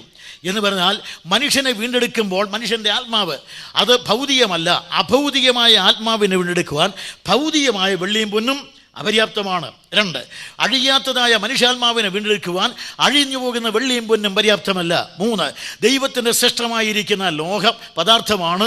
ഇത് ഒരിക്കൽ ഇല്ലാതായി തീരാനുള്ളത് വില കുറഞ്ഞതാണ്. വിലയേറിയ മനുഷ്യാത്മാവിനെ വീണ്ടെടുക്കുവാൻ വില കുറഞ്ഞ ഈ വസ്തുവിനെ കൊണ്ട് സാധ്യമല്ല. അതേ കാരണം കൊണ്ടാണ് ആട്ടുകൊറ്റന്മാരുടെയും പശുക്കിടാക്കളുടെയും രക്തങ്ങളും അതുപോലെ മോചനത്തിന് സാധ്യമല്ലെന്ന് പറഞ്ഞത്. അപ്പോൾ പിന്നെ എന്താണ് യേശുക്രിസ്തു? അതിനാണ് ഞാൻ വന്നത്, മനുഷ്യപുത്രൻ വന്നത് എല്ലാവർക്കും വേണ്ടി മറുവിലയായി തൻ്റെ ജീവനെ കൊടുക്കുവാൻ. തൻ്റെ ജീവൻ ഇന്ന് ലോകത്തിൽ ഏകദേശം 600 കോടിയിൽ പരം ആളുകളുണ്ട്. ഭൂതകാലത്തിൽ എത്രയോ മരിച്ചൊടുങ്ങിയിട്ടുണ്ട്, ഇനി എത്രയോ കോടി ജനിക്കാനുണ്ട്. ഇതെല്ലാം കൂടെ വന്ന് ഒരു ത്രാസിൽ നിന്ന് മറ്റേ ത്രാസിൽ നമ്മുടെ കർത്താവായ യേശുക്രിസ്തുവിനെ നിർത്തിയാൽ ഏറ്റവും തൂങ്ങുന്നത് ഏതായിരിക്കും? ഏതാണ്ട് എൻ്റെ കണക്കനുസരിച്ച് ഒരു 5 അടി 2 ഇഞ്ച് നീളം, ഏതാണ്ട് എൻ്റെ കണക്കാണ്. അത്രയും നീളവും അതിന് പറ്റിയതായ ആകാര ഭംഗിയുള്ള ക്രിസ്തു ആയിരിക്കും ഏറെ തൂങ്ങുന്നത്. അതിലെ ഭൗതിക ശരീരം കൂടെ മാറ്റിവെച്ചാൽ അത് ലോകത്തിലെ ഏത് കാലത്തുമുള്ള മാനവരാശിയുടെ മുഴുവൻ തൂക്കമുള്ളതാണ് നമ്മുടെ കർത്താവ്. അതുകൊണ്ട് അവന് മാത്രമേ മറുവിലായി തീരുവാനുള്ള വിലയുള്ളൂ. മൂല്യമുറ്റവനായ കർത്താവ് ദൈവമാകയാൽ ഈ മൂല്യം വളരെയേറെ വലുതാണ്. ഈ മൂല്യമുറ്റവനായ കർത്താവിന് മാത്രമേ മനുഷ്യൻ്റെ ആത്മാവിനെ ഈട് കൊടുക്കാൻ കഴിയുള്ളൂ, എന്ന് പറയാൻ വില കൊടുക്കാൻ കഴിയൂ. അതാണ് തൻ്റെ ജീവനെ കൊടുക്കാൻ വന്നു എന്ന് കർത്താവ് പറഞ്ഞത്. ഈ ചോദ്യത്തിന് ഉത്തരം പറഞ്ഞ കർത്താവ് ദൈവത്തിന് സാധ്യമെന്ന് പറഞ്ഞിട്ട് ഈ ദൈവമാണ് ഇപ്പോൾ പറയുന്നത് ഞാൻ മരിക്കാൻ വന്നു. അപ്പോൾ നിങ്ങൾക്കൊരു ചോദ്യം ചോദിക്കാം. കൃഷ്ണൻകുട്ടി യേശു ക്രിസ്തു ദൈവമാണെന്ന് താൻ ഇന്നലെയും പറഞ്ഞു, ഇന്നും ഇപ്പോൾ പറഞ്ഞു. ദൈവമാണെങ്കിൽ മരിക്കുമോ? ദൈവമാണെങ്കിൽ മരിക്കുമോ? മരിക്കാൻ പാടില്ല. അപ്പോൾ ക്രിസ്തു മരിച്ചില്ലേ? മരിച്ചു. എന്തുകൊണ്ട് മരിച്ചു? ഒരിക്കലും ദൈവത്തിന് മരിക്കാൻ കഴിയില്ല. പക്ഷേ നീതിമാനായി ദൈവത്തിൻ്റെ നീതി നിവൃത്തിയാക്കേണ്ടതിന് ആ മനുഷ്യവർഗത്തിന് വേണ്ടി പ്രതിപകരമായി മരിക്കുവാൻ വരുമ്പോൾ മാനവതുല്യം അവൻ ശരീരം സ്വീകരിക്കുകയുണ്ടായി. മരിക്കുവാൻ വേണ്ടിയാണ് മനുഷ്യാവതാരം, മരിക്കുവാൻ വേണ്ടിയാണ് മനുഷ്യാവതാരം സ്വീകരിച്ചത്. അതുകൊണ്ട് ദൈവം തന്നെ പ്രഖ്യാപിച്ച ഈ നീതിയുണ്ടല്ലോ, ആ നീതിയുടെ വിളംബരം, പാപി മരിക്കണം, ആ മരണം അനുഭവിക്കുവാൻ വേണ്ടി വരുമ്പോൾ അതിനുള്ള ശരീരം വേണം. ദൈവമായിരുന്നാൽ മരിക്കയില്ല, അതിനാണ് മനുഷ്യാവതാരം സ്വീകരിച്ചത്. അങ്ങനെ കർത്താവ് മരിക്കുവാനുള്ള അർഹത എങ്ങനെ നേടി? മനുഷ്യാവതാരത്തിലൂടെ നേടി. ജഡം ധരിച്ചുകൊണ്ട്, വചനം ജഡം ധരിച്ച് വന്ന കർത്താവിന് മരിക്കുവാനുള്ള ഒന്നാമത്തെ അർഹത നേടി. ഞാൻ മരിക്കുവാൻ വന്നിരിക്കുന്നു എന്ന് കർത്താവ് പറഞ്ഞു. 2, കർത്താവ് യേശുക്രിസ്തുവിനെ കുറിച്ച് ഞാൻ ഇപ്പോൾ പറഞ്ഞു നിർത്തിയതുള്ളൂ. അവൻ പാപം ചെയ്തിട്ടില്ല, പാപം അറിഞ്ഞിട്ടില്ല എന്ന്. മറ്റൊരു വാചകത്തിൽ ഞാൻ പറഞ്ഞു പാപത്തിൻ്റെ ശമ്പളം മരണമെന്ന്. നിങ്ങൾ ശ്രദ്ധിച്ച് കേട്ടെങ്കിൽ അടുത്തൊരു ചോദ്യം ചോദിക്കാം. അങ്ങനെയാണ് പാപത്തിൻ്റെ ശമ്പളം മരണമെന്ന് നിങ്ങൾ പറഞ്ഞു കൃഷ്ണൻകുട്ടി. പാപത്തിൻ്റെ ശമ്പളമാണ് മരണമെങ്കിൽ യേശു ക്രിസ്തു പാപം ചെയ്തിട്ടില്ലെന്നല്ലേ പറഞ്ഞത്? അപ്പോൾ പാപം ചെയ്യാത്ത ക്രിസ്തു മരിക്കുമോ? പാപം ചെയ്യാത്ത ക്രിസ്തു മരിക്കുമോ? മരിക്കാൻ പാടില്ല. പിന്നെ മരിച്ചില്ലേ? മരിച്ചു. എന്തുകൊണ്ട്? പാപം ചെയ്യാത്ത ക്രിസ്തു മരിക്കാൻ പാടില്ല. പക്ഷേ നമ്മുടെ കർത്താവായ യേശു ക്രിസ്തു പാപികൾക്ക് വേണ്ടി മരിക്കുവാൻ വന്നതുകൊണ്ട് അവൻ എന്ത് ചെയ്യണം? പാപം വഹിക്കണം. അതുകൊണ്ട് പ്രവാചകൻ പണ്ടേ പറഞ്ഞത് യഹോവ നമ്മുടെ എല്ലാവരുടെയും അതിക്രമം അവൻ്റെ മേൽ ചുമത്തി എന്ന് അദ്ദേഹം എഴുതി വെച്ചു. 750 വർഷം കഴിഞ്ഞപ്പോൾ യോർദാൻ തീരത്തിൽ വമ്പിച്ച ജനാവലിയുടെ നടുവിൽ സ്ഥാനമേറ്റ് പിറ്റേ ദിവസം നടന്നു വരുന്ന യേശുവിനെ കണ്ടുകൊണ്ട് ഒരു മഹാപുരോഹിതൻ്റെ മകനായ സ്നാപകയോഹന്നാൻ വിളിച്ചു പറഞ്ഞു, ഇതാ ലോകത്തിൻ്റെ പാപം ചുമക്കുന്ന ദൈവത്തിൻ്റെ കുഞ്ഞാട്. അദ്ദേഹം വിളിച്ചു പറഞ്ഞു. ഏകദേശം 30 വർഷങ്ങൾ കഴിഞ്ഞു, 30-32 വർഷം കഴിഞ്ഞു. കുറേ കൂടെ കഴിഞ്ഞപ്പോൾ ഇതാ നമ്മുടെ കർത്താവായ യേശു ക്രിസ്തുവിനെ സംബന്ധിച്ച് അവൻ ഒടുവിലായി തൻ്റെ ശിഷ്യന്മാരോടുള്ള ജീവിതം അവസാനിച്ച് ഈ ജീവിതത്തിന് അറുതി കുറിച്ച് അനന്തതയിലേക്ക് പോകാനുള്ള സമയം ആഗതമായപ്പോൾ തൻ്റെ ശിഷ്യന്മാരെ വിളിച്ചുകൂട്ടി അന്ത്യമായ അത്താഴം കഴിച്ചു. അന്ത്യ അത്താഴം കഴിക്കുമ്പോൾ 12 ശിഷ്യന്മാരും ഒപ്പം ഉണ്ടായിരുന്നു. അങ്ങനെ കർത്താവായ യേശു ക്രിസ്തു അന്ത്യ അത്താഴവും കഴിച്ച് പെസഹ ആചരണം നടത്തി. പെസഹയുടെ 7 പാട്ടുകളിൽ അവസാനത്തെ പാട്ടും അവിടെ നിന്ന് നേരെ പോവുകയാണ്. അതിലിടയ്ക്കൊരുത്തൻ എഴുന്നേറ്റ് പോയി. അതിനുശേഷം 11 ശിഷ്യന്മാരെയും കൊണ്ട് നമ്മുടെ കർത്താവായ യേശു ക്രിസ്തു യെരുശലേം ദൈവാലയത്തിൻ്റെ കിഴക്ക് വശത്ത് കിടക്കുന്ന കെദ്രോൻ തോടും കടന്ന് അതിൽ നേരെ കുത്തനെ കിടക്കുന്ന ഒലിമലയിലൂടെ, ഞാനവിടെ പോയിട്ട് ഇതെല്ലാം ഭൂമിശാസ്ത്രത്തിൽ നിന്ന് വായിക്കുന്നതാണ്, അതുകൊണ്ട് കുത്തനെ കിടക്കുന്ന ഒലിമലയിലൂടെ കയറി അവിടെ ചെല്ലുമ്പോൾ അവിടെ ഒരു തോട്ടമുണ്ട്. ആ തോട്ടത്തിൽ ആദ്യമായി കയറി ചെല്ലുമ്പോൾ ഒരു കാവൽ മാടമുണ്ട്. അവിടെ ഒരു ചക്കും കുഴിച്ചതിട്ടിട്ടുണ്ട്. അവിടെ വന്ന് 8 ശിഷ്യന്മാരോട് പറഞ്ഞു, നിങ്ങൾ ഇവിടെ ഇരിപ്പിൻ. 8 പേരെയും അവിടെ ഇരുത്തി. പിന്നെ 3 പേരെയും കൊണ്ട് കുറേ കൂടെ മുമ്പോട്ട് എന്നിട്ട് കർത്താവ് അവരോട് പറഞ്ഞു, നിങ്ങൾ ഇവിടെ ഇരിക്കണം, പക്ഷേ നിങ്ങൾ പരീക്ഷയിൽ അകപ്പെടാതിരിക്കാൻ നിങ്ങൾ ഉണർന്നിരുന്ന് പ്രാർത്ഥിപ്പിൻ. പക്ഷേ പരീക്ഷയിൽ അകപ്പെടാൻ പോകുന്നത് ആരാണ്? യേശു ക്രിസ്തുവാണ്. ഇപ്പോൾ ഇവൻ പറയേണ്ടത് എന്താണ്? ഞാൻ പരീക്ഷയിൽ അകപ്പെടാൻ പോവുകയാണ്, അതുകൊണ്ട് നിങ്ങൾ ഉണർന്നിരുന്ന് ഞാൻ പരീക്ഷയിൽ അകപ്പെടാതിരിക്കാൻ എന്ത് ചെയ്യണം? പ്രാർത്ഥിക്കണം. ലോക ചരിത്രത്തിൽ എനിക്ക് വേണ്ടി പ്രാർത്ഥിക്കണമെന്ന് ആവശ്യപ്പെടാത്ത ഒരുത്തനെയുള്ളൂ, അത് കർത്താവായ യേശുക്രിസ്തുവാണ്. ആസ്തിക്യബോധമുള്ള, അതായത് ഈശ്വരബോധമുള്ള ഏതൊരുത്തനും മറ്റൊരുത്തൻ്റെ പ്രാർത്ഥന ആവശ്യപ്പെട്ടിട്ടുണ്ട്. പൗലോസ് പറയുന്നു എനിക്ക് വേണ്ടി പ്രാർത്ഥിപ്പിൻ, നബി പറയുന്നു എനിക്ക് വേണ്ടി പ്രാർത്ഥിപ്പിൻ. ഇതുപോലെ ചരിത്രത്തിൽ എത്രയോ ആളുകൾ, മഹാനായ മാർപ്പാപ്പ പറയുന്നതാണ് ബലഹീനദാസനായ എനിക്ക് വേണ്ടിയും പ്രാർത്ഥിപ്പിൻ. നമ്മുടെ ബിഷപ്പന്മാരും കർദിനാളന്മാരും എല്ലാം പറയുന്നത് എന്താണ്? ബലഹീനദാസനായ എനിക്ക് വേണ്ടിയും പ്രാർത്ഥിപ്പിൻ. നമ്മളെല്ലാവരും അങ്ങോട്ടും ഇങ്ങോട്ടുമൊക്കെ പ്രാർത്ഥിപ്പിനെന്ന് പറയും. പക്ഷേ ലോകത്തിൽ മനുഷ്യൻ്റെ പ്രാർത്ഥന ആവശ്യമില്ല എന്ന് പ്രഖ്യാപിച്ചുകൊണ്ട് എനിക്ക് വേണ്ടി പ്രാർത്ഥിക്കണമെന്നല്ല, നിങ്ങൾ പരീക്ഷയ്ക്ക് അകപ്പെടാതിരിപ്പാൻ നിങ്ങൾ ഉണർന്ന് പ്രാർത്ഥിപ്പിനെന്ന് പറഞ്ഞ് ഒരു കല്ലേറപ്പുറം. ആ കല്ലേറിനെ കുറിച്ച് ഞാൻ പറഞ്ഞാൽ ഈ സമയം ഇവിടെ ഒന്നും നിൽക്കുകയില്ല, കല്ലേറിൻ്റെ ദൈർഘ്യം കൂടും. അതുകൊണ്ട് ഞാൻ ഇപ്പുറത്തേക്ക് വരിക. അതുകൊണ്ട് ഇവിടെ എഴുതിയിരിക്കുന്നത് ഇങ്ങനെയാണ്: കർത്താവായ യേശുക്രിസ്തു അവിടെ ചെന്ന് കവിണ്ണ് വീണ് പ്രാർത്ഥിക്കുകയുണ്ടായി. അവൻ പ്രാർത്ഥിച്ചുകൊണ്ടിരിക്കുമ്പോൾ, പ്രിയ സ്നേഹിതരെ, നമ്മുടെ കർത്താവായ യേശുക്രിസ്തു മുട്ടുകുത്തി അവിടെ നിന്ന് പ്രാർത്ഥിച്ചുകൊണ്ടിരിക്കുമ്പോൾ ലോകത്തിൻ്റെ ഭൂതവർത്തമാന ഭാവി കാലങ്ങൾ ജനിക്കുവാൻ പോകുന്ന മാനവരാശിയുടെ മുഴുവൻ പാപങ്ങളും അവൻ്റെ മേൽ പെയ്തിറങ്ങിക്കൊണ്ടിരുന്നു. അങ്ങനെ പെയ്തിക്കൊണ്ട് ഗത്സമേനയിൽ യേശു പ്രാർത്ഥിക്കുന്ന വേളയിൽ ലോകത്തിന് മുഴുവൻ പാപങ്ങളും പെയ്തിറങ്ങി ദൈവപുത്രനായ ക്രിസ്തുവിൻ്റെ മേൽ വന്നപ്പോൾ ആ പാപം എത്ര ആദ്യം അവൻ്റെ മേൽ ആവാഹിക്കപ്പെട്ടുവോ അത്രയ്ക്കധികം അവൻ്റെ പവിത്രമായ ചോര വിയർപ്പെന്നവണ്ണം ബഹിർഗമിച്ച് വലിയ ചോരത്തുള്ളി പോലെ വരയ്ക്കുകയുണ്ടായി. ഒടുവിലായി പരീക്ഷീണനായ ക്രിസ്തു അവിടെ വീഴുകയുണ്ടായി. ഒരു ദൂതൻ വന്നവനെ താങ്ങുകയുണ്ടായി. നാം അറിയുന്നത് പോലെ തന്നെ ലോകത്തിൻ്റെ പാപം ചുമന്ന ദൈവപുത്രനായ യേശു ക്രിസ്തു ഗത്സമേനയിൽ ആ പാപം ചുമക്കുകയായിരുന്നു. പാപം അറിയാത്തവനെ നാം അവനിൽ ദൈവത്തിൻ്റെ നീതിയാകേണ്ടതിന് ദൈവം പാപമാക്കിയ സന്ദർഭമാണ് ഗത്സമേന. ആ ഗത്സമേനയിൽ വെച്ചാണ് അവൻ പാപമാക്കപ്പെടുന്നത്. അതുവരെ ഒരിക്കലും കൂസാത്തവനാണ് നമ്മുടെ കർത്താവ്. പക്ഷേ കർത്താവായ യേശു ക്രിസ്തു പാപമാക്കപ്പെട്ടപ്പോൾ വേപത്തു കൊണ്ട് വിറച്ചുപോയി. അവൻ്റെ ചോര പുറത്തേക്ക് വിയർപ്പെന്നവണ്ണം വന്ന് വലിയ ചോരത്തുള്ളി പോലെ നിലത്തി വീണു. കർത്താവിനെ താങ്ങുവാൻ ദൂതൻ്റെ ആവശ്യം വന്നു. പരീക്ഷീണിതനായ കർത്താവായ യേശു ക്രിസ്തു അവിടെ നിന്ന് മെല്ലെ എഴുന്നേറ്റ് ശിഷ്യന്മാരെയും കൂട്ടി തോട്ടത്തിൻ്റെ പുറത്തേക്ക് വരുമ്പോൾ ഒരു കാര്യം, കർത്താവ് ഇപ്പോൾ വളരെയേറെ ബലഹീനനായ കർത്താവായ യേശു നോക്കിയപ്പോൾ ഇവിടെ വാളും വടിയും തീവട്ടിയുമായി നിൽക്കുന്ന ആളുകൾ, ദൈവം അനുവദിച്ചാൽ നാളെ രാത്രി ഞാനത് വീണ്ടും പറയും. അതുകൊണ്ട് അവിടെ ഈ ആളുകളെല്ലാം ഇപ്പോൾ നിങ്ങൾ ആരെ തിരയുന്നു? നസറായനായ യേശുവിനെ. അത് ഞാൻ തന്നെ. എന്നെ പിടിച്ചുകൊള്ളുവിൻ. ആദ്യത്തെ ചോദ്യം, നിങ്ങൾ ആരെ തിരയുന്നു? നസറായനായ യേശുവിനെ. അത് ഞാൻ തന്നെ. എന്നെയാകുന്നു തിരയുന്നതെങ്കിൽ ഇവർ പോകട്ടെ. അധികാരമുള്ള ശബ്ദം, ആജ്ഞാസ്വരം. ഈ ആജ്ഞാസ്വരം കേട്ടപ്പോൾ ആയുധമേന്തിയ പടയണി ആയുധം നിലത്തിട്ട് അബോധാവസ്ഥയിൽ അവനിൽ ആണ്ടി വീഴവേ ആർദ്രചിത്തനായ യേശുക്രിസ്തു ആവർത്തിച്ച് ചോദിച്ചു, നിങ്ങൾ ആരെ തിരയുന്നു? നസ്രായനായ യേശുവിനെ. അത് ഞാൻ തന്നെ എന്ന് പറഞ്ഞില്ലയോ? എന്നെ പിടിച്ചുകൊള്ളുവിൻ, ഇവർ പോകട്ടെ. ലോക ജനത ഒന്നടങ്കം വിടപ്പെടണം, എന്നെ പിടിക്കണം. ഞാൻ അതിനു വേണ്ടിയാണ് വന്നത്. ഞാൻ പിടിക്കപ്പെടണം. ഈ ലോക ജനത മുഴുവൻ വിടപ്പെടണം. അതിനു വേണ്ടിയാണ് ഞാൻ വന്നത്. എന്നെ പിടിച്ചുകൊള്ളുക. സമ്മതിച്ചു കൊടുത്തില്ലെങ്കിൽ പിടിക്കാനൊക്കെയില്ല. അതുകൊണ്ട് നിങ്ങൾ ആരെ തിരയുന്നു ചോദിച്ചാൽ നസ്രായനായ യേശുവിനെ എന്ന് പറഞ്ഞാൽ അത് ഞാനാകുന്നു എന്ന് പുറപ്പാട് പുസ്തകത്തിൽ മുഴങ്ങിക്കേട്ട ആ ശബ്ദമുണ്ടല്ലോ. ആ ശബ്ദം പണ്ട് നാം അറിയുന്ന ഏദൻ തോട്ടത്തിൽ മുഴങ്ങിയ ആ ശബ്ദം നൂറ്റാണ്ടുകൾ കൊണ്ട് ലോകത്തിന് മേൽ മുഴങ്ങിക്കൊണ്ടിരിക്കുന്ന ആ ശബ്ദം, പെരുവെള്ളത്തിൻ്റെ ഇരച്ചിനെ അതിജീവിക്കുന്ന ദൈവപുത്രന്റെ ശബ്ദം. ആ ശബ്ദം കേട്ടാൽ ലോകത്തിന് സംഭവിക്കുന്നതാണ്. ഈ ആയുധപ്പണിയെല്ലാം അവിടെ വീണുപോയി. അവിടെ പൗലോസിൻ്റെ വേറൊരു വാക്ക് കടമെടുത്ത് പറഞ്ഞാൽ ദൈവത്തിൻ്റെ ബലഹീനത മനുഷ്യൻ്റെ ബലത്തേക്കാൾ വലുതാണ്. ആ വാക്യത്തിൻ്റെ അർത്ഥം അവിടെയാണ് എനിക്ക് മനസ്സിലായത്. യേശുക്രിസ്തു പുറത്തേക്ക് വന്നു. അങ്ങനെ വന്ന കർത്താവായ യേശുക്രിസ്തു അവിടെ വന്ന് പിടിച്ചുകൊള്ളാൻ പറഞ്ഞ് അവർ പിടിച്ചു. ആദ്യമായി കർത്താവിന് വിസ്തരിച്ചത് മഹാപുരോഹിതനായ കയ്യഫാസിൻ്റെ അടുക്കൽ. അദ്ദേഹത്തെ ആദ്യമായി മഹാപുരോഹിതനായ ഹന്നാസിൻ്റെ അടുക്കൽ. ഹന്നാസ് അദ്ദേഹത്തെ ഹ്രസ്വമായ വിചാരണ നടത്തി. അതിനുശേഷം കയ്യഫാസിൻ്റെ പ്രഥമ വിചാരണ, അതിനുശേഷം പിലാത്തോസിൻ്റെ വിസ്താരം, പിന്നെയും കയ്യഫാസ്. അങ്ങനെ 3 വിസ്താരം പിലാത്തോസ് നടത്തി. ചുരുക്കി പറഞ്ഞ കയ്യഫാസിൻ്റെ അടുക്കൽ മഹാപുരോഹിതന്മാർ 3 പ്രാവശ്യം. മതകോടതികളിൽ കർത്താവായ യേശുക്രിസ്തു 3 പ്രാവശ്യം വിസ്തരിക്കപ്പെട്ടു. അതിനുശേഷം പിലാത്തോസിൻ്റെ, ഹേരോദാവിൻ്റെ, വീണ്ടും പിലാത്തോസിൻ്റെ 3 സിവിൽ കോടതികളിലും വിസ്തരിക്കപ്പെട്ടു. അങ്ങനെ 6 കോടതികളിൽ വിസ്തരിക്കപ്പെട്ടിട്ട് ഒടുവിലായി കർത്താവായ യേശുക്രിസ്തുവിനെ വിസ്തരിക്കാൻ അന്തിമ വിസ്താരത്തിനായി ഗവർണർ പിലാത്തോസിൻ്റെ അടുക്കൽ കൊണ്ടുവന്നു. പിലാത്തോസ് അവനെ വിസ്തരിച്ചു കൊണ്ടിരിക്കുന്നുണ്ട്. യാതൊരു കുറ്റവും കണ്ടില്ല. പിലാത്തോസ് യാതൊരു കുറ്റവുമില്ല, ഇവൻ നീതിമാൻ, ഇവന് കുറ്റവുമില്ല എന്ന് പറയുമ്പോൾ യഹൂദന്മാർ ആർത്താർത്ത് വിളിച്ചതെന്താണ്? അവനെ ക്രൂശിക്കുക, അവനെ ക്രൂശിക്കുക, അവനെ ക്രൂശിക്കുക. ഞാൻ ആദ്യം പറഞ്ഞ കാര്യം ഓർക്കണം. യേശുക്രിസ്തു പറഞ്ഞത്, ഞാൻ യെരൂശലേമിലേക്ക് പോകും, നിങ്ങളുടെ മൂപ്പന്മാരെന്നെ പിടിക്കും, അവരെന്നെ തല്ലും കൊല്ലുമെന്നല്ല, അവരെന്നെ ക്രൂശിച്ച് കൊല്ലുമെന്നാണ് പറഞ്ഞത്. അതിന് പ്രധാനപ്പെട്ട ഒരു ആവശ്യമുണ്ട്. അതുകൊണ്ട് അവൻ പറഞ്ഞു, എന്നെ അവർ ക്രൂശിച്ചാണ് കൊല്ലാൻ പോകുന്നത്, ഞാൻ ക്രൂശിൽ മരിക്കാനാണ് വന്നു എന്ന് പറയുകയുണ്ടായി. ഇപ്പോൾ യഹൂദന്മാരെല്ലാം അവിടെ നിന്ന് വിളിച്ചത്, അവനെ ക്രൂശിക്കുക. പിലാത്തോസ്, നിങ്ങളുടെ രാജാവിനെ ഞാൻ ക്രൂശിക്കണമോ? യഹൂദന്മാർ, കൈസറല്ലാതെ ഞങ്ങൾക്ക് വേറെ രാജാവില്ല. പിലാത്തോസ്, ഞാൻ ഇവനെ വിസ്തരിച്ചു, വിസ്തരിച്ചു, ഒരു കുറ്റവും കാണുന്നില്ല.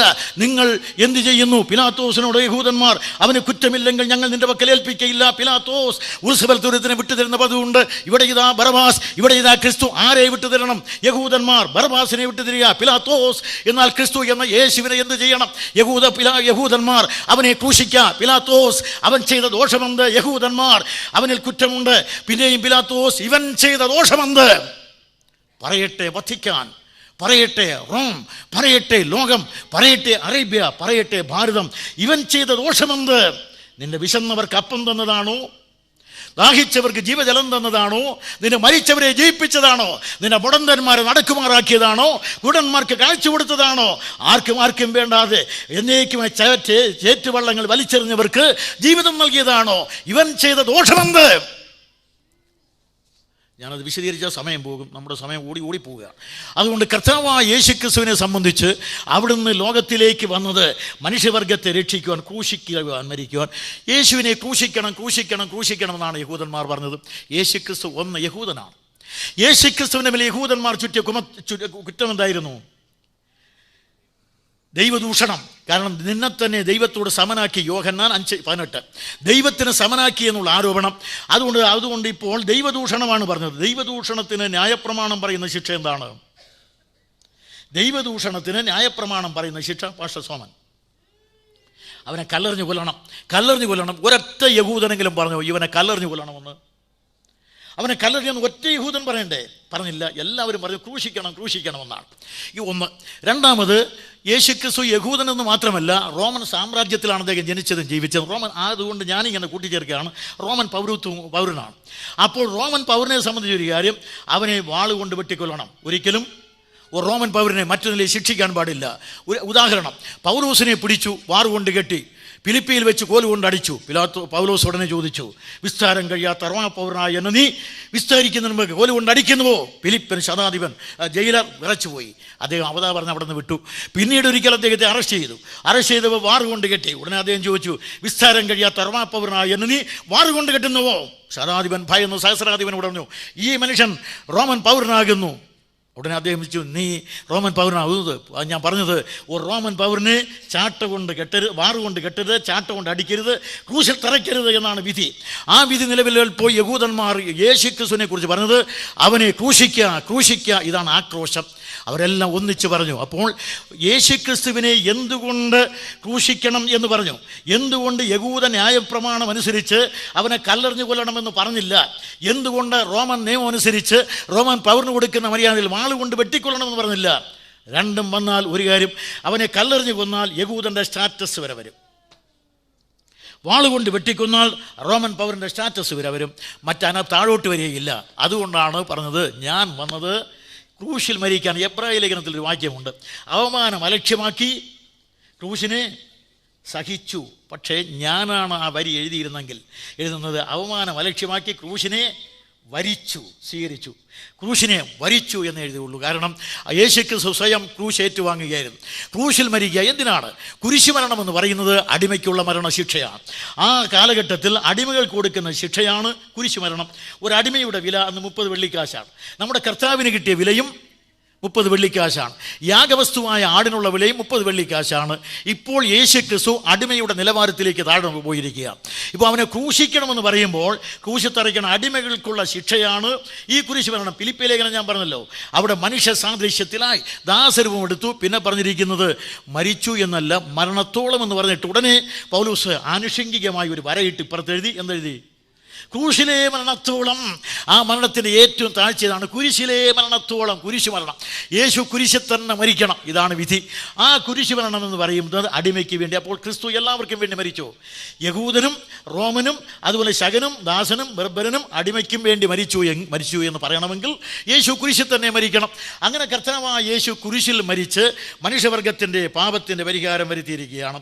അതുകൊണ്ട് യേശു ക്രിസ്തുവിൻ്റെ ക്രൂശുമരണത്തിൽ മനുഷ്യവർഗത്തിൻ്റെ പാപത്തിൻ്റെ ഇനി ഞാൻ സമയമില്ലാത്തത് കൊണ്ട് വെട്ടിച്ചുരുക്കി ഇവിടെ പറഞ്ഞു. പിലാത്തോസ് അവനെ വിസ്തരിച്ചു, ക്രൂശിക്കാൻ ഏൽപ്പിച്ചു കൊടുത്തു. യഹൂദന്മാർ അവനെ കയ്യേറ്റു എന്നാണ് യോഹന്നാൻ എഴുതുന്നത്. അങ്ങനെ യഹൂദന്മാർ അവനെ കയ്യേറ്റു.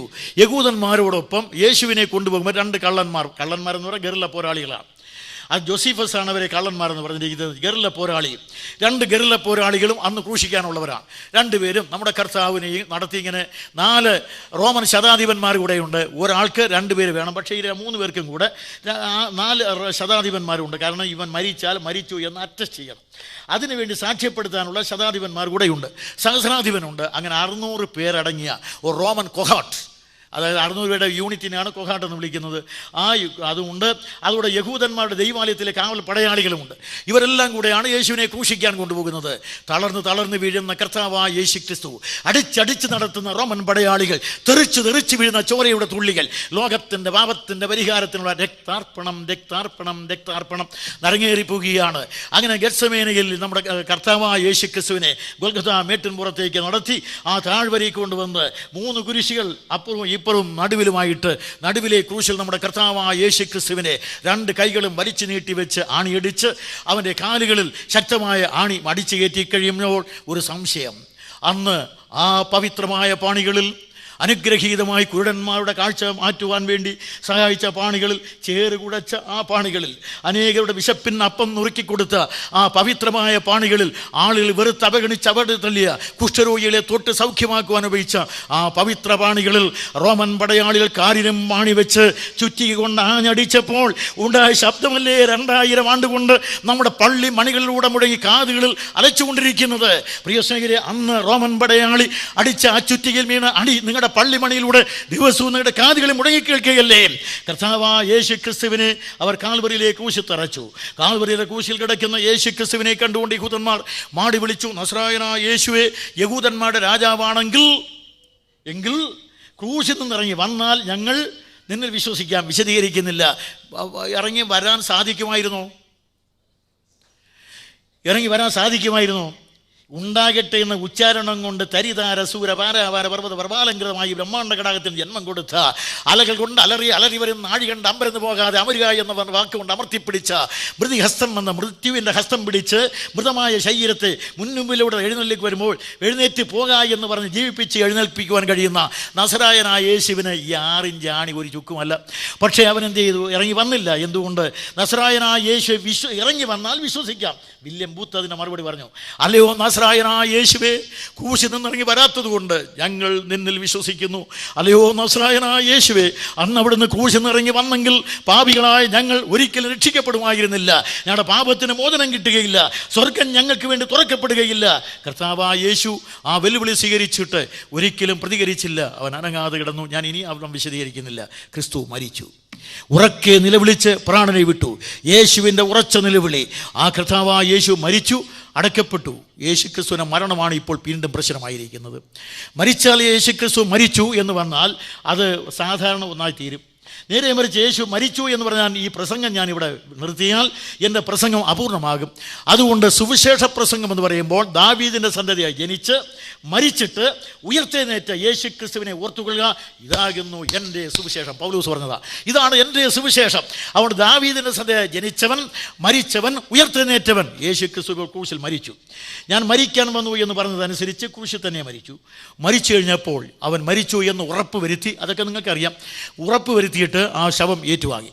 ആ ശവത്തെ കൊണ്ടുവന്ന് യഹൂദന്മാരുടെ ശവമടക്കുന്ന മര്യാദ പ്രകാരമെന്നാണ് യോഹന്നാൻ പറയുന്നത്. യഹൂദന്മാരുടെ ശവമടക്കുന്ന മര്യാദ പ്രകാരം എന്ന് പറഞ്ഞാൽ ഒരു തരത്തിലുള്ള എംബാം ചെയ്ത് ആ ശരീരത്തിൽ 100 റാത്തൽ സുഗന്ധക്കൂട്ട് നിക്കോദോമസ് കൊണ്ട് കൊടുത്തു. അത് നിക്കോദോമസ് നല്ല കാര്യം ചെയ്തതാണ്. വരുവാനുള്ള പ്രവാചകൻ ഇവനാണെന്ന് പ്രതീക്ഷിച്ചിരുന്ന മഹാമനുഷ്യൻ മശിയാണെന്ന് വിചാരിച്ച് ഈ മശിക്ക് വേണ്ടിയുള്ള അർപ്പണമായിട്ട് 100 റാത്തൽ സുഗന്ധക്കൂട്ട്. നമ്മുടെ കർത്താവിൻ്റെ ശരീരം എന്ന് പറഞ്ഞാൽ അത് അടിമുടി കീറി പറഞ്ഞതാണ്. ശിരസ് മുതൽ കാല് വരെ അടി കൊണ്ട് ഉഴവുചാല് പോലെ കീറിയതാണ്. അതിലൂടെ രക്തം വാർന്നൊഴുകി പിന്നെ കുറേശ്ശെ വെള്ളവും വരികയാണ്. രക്തവും വെള്ളവും തൊട്ട് നോക്കിയാൽ എങ്ങനെ ഇരിക്കും? നമ്മുടെ കറിക്ക് നുറുക്കുന്ന കറിക്കത്തി കയ്യിൽ കൊണ്ടാൽ വരുന്ന വെള്ളം ഉണ്ടല്ലോ, അത് തൊട്ട് നോക്കിയാൽ എങ്ങനെ ഇരിക്കുന്നു നമ്മുടെ സൗകര്യമാർക്കറിയാം. തൊട്ട് നോക്കിയാൽ പശ പോലെ ഇരിക്കും, പശയായിരിക്കും. അപ്പോൾ യേശുക്രിസ്തുവിൻ്റെ ഈ ശരീരത്തിന് വരുന്ന രക്തവും വെള്ളവും പശ പോലെയാണ്. അതിൻ്റെ കൂടെ 100 റാത്തൽ സുഗന്ധക്കൂട്ടി ഇടിച്ചെടുത്തരുത്, അതും പശ പോലെ ഇരിക്കും. ഈ പശയും കൂടെ ചേർത്ത് അതിപശയാക്കി ലിനൻ തുണി കൊണ്ട് ഈ ശരീരത്തിലിട്ട് വരിഞ്ഞ് മുറുക്കി ഈ കല്ലറയ്ക്കകത്ത് കൊണ്ട് വെച്ചിരിക്കുക. അതിനകത്തിരുന്ന് യേശു ഉയർക്കാമെന്നാണ്. ഞാൻ യെരുശലേമിലേക്ക് പോകും, നിങ്ങളുടെ മൂപ്പന്മാരെന്നെ പിടിക്കും, അവരെന്നെ തല്ലും, അവരെന്നെ ക്രൂശിച്ചു കൊല്ലും, ഞാനോ 3-ാം നാൾ ഉയർത്തെഴുന്നേൽക്കുമെന്നാണ് പറഞ്ഞിട്ടുള്ളത്. അതുകൊണ്ട് ഇങ്ങനെ കൊണ്ട് നീ കവചമാക്കി വെച്ചാൽ യേശു അകത്തിരുന്ന് ഉയർത്താലും പുറത്ത് വരാൻ കഴിയാത്തത്ര ബലിഷ്ഠമായ ഒരു കവചമായി അത് മാറും. ഒന്ന്. രണ്ടാമത്, യേശുവിനെ കല്ലറയിൽ വെച്ചു, പേടി പോവുകയില്ല. ചത്ത യേശുവാണ് ഇപ്പോൾ ഭയാനകമായി പേടിയായിരിക്കുന്നത്. ജീവിച്ചിരിക്കുന്ന പിന്നെയും ക്രൂശിക്കാം, പക്ഷേ ചത്ത ക്രിസ്തുവിനെ എന്ത് ചെയ്യാൻ? അതുകൊണ്ട് ഇപ്പോൾ ചത്ത ക്രിസ്തു യഹൂദന്മാരുടെ പേടി സ്വപ്നമാകുകയാണ്. ഈ കർത്താവായ യേശു ക്രിസ്തുവിൻ്റെ ശരീരം കൊണ്ടുവന്ന് കല്ലറയിൽ വെച്ചു, ഒറ്റ പാറയിൽ വെട്ടിയുണ്ടാക്കിയ ആ കല്ലറയ്ക്കകത്ത് കൊണ്ടുവന്ന് വെച്ച്, പിന്നെ മത്തായി പറയുന്നത് കല്ല് ഉരുട്ടി വെച്ചു എന്നാണ്. അല്ലേ? കല്ലുരുട്ടി വെച്ചെന്നല്ലേ പറയാം. കല്ലുരുട്ടി വെച്ചു, ചുമ്മാതെ ഒരു കല്ലുരുട്ടി വെച്ചെന്നല്ല. ഈ കല്ലറ പ്രത്യേകം സംവിധാനം ചെയ്യപ്പെട്ട കല്ലറയാണ്. അതിന് മുമ്പിൽ ഒരു റെയിലുണ്ട്. നമ്മുടെ ചില അലമാരകളൊക്കെ വലിച്ചു നീക്കുമ്പോൾ നമ്മൾ ഉപയോഗിക്കുമല്ലോ റെയിൽ, അതുപോലെ റെയിലുണ്ട്. ആ ചാലിലൂടെ ഉരുട്ടിക്കൊണ്ടുപോകാവുന്ന 600 പൗണ്ട് ഭാരമുള്ള ഒരു കൽക്കഥക്. ആ കൽക്കഥ ഉരുട്ടി ഈ വെട്ടിനകത്തിട്ടതാണ് മത്തായി പറഞ്ഞത് കല്ലുരുട്ടി വെച്ചെന്ന്. വളരെ ചുരുങ്ങിയ വാക്യം മത്തായി പറഞ്ഞ് കല്ലുരുട്ടി വെച്ചു. പക്ഷേ ചരിത്രപരമായ വിശേഷാലുള്ള ഗവേഷണത്തിൽ മനസ്സിലായത് 600 പൗണ്ട് ഭാരമുള്ള കൽക്കഥക് ഉരുട്ടിക്കൊണ്ടുവന്ന് ഈ കല്ലറയുടെ പ്രത്യേകം സംവിധാനം ചെയ്ത് വെട്ടിനകത്തിട്ട് പോകും.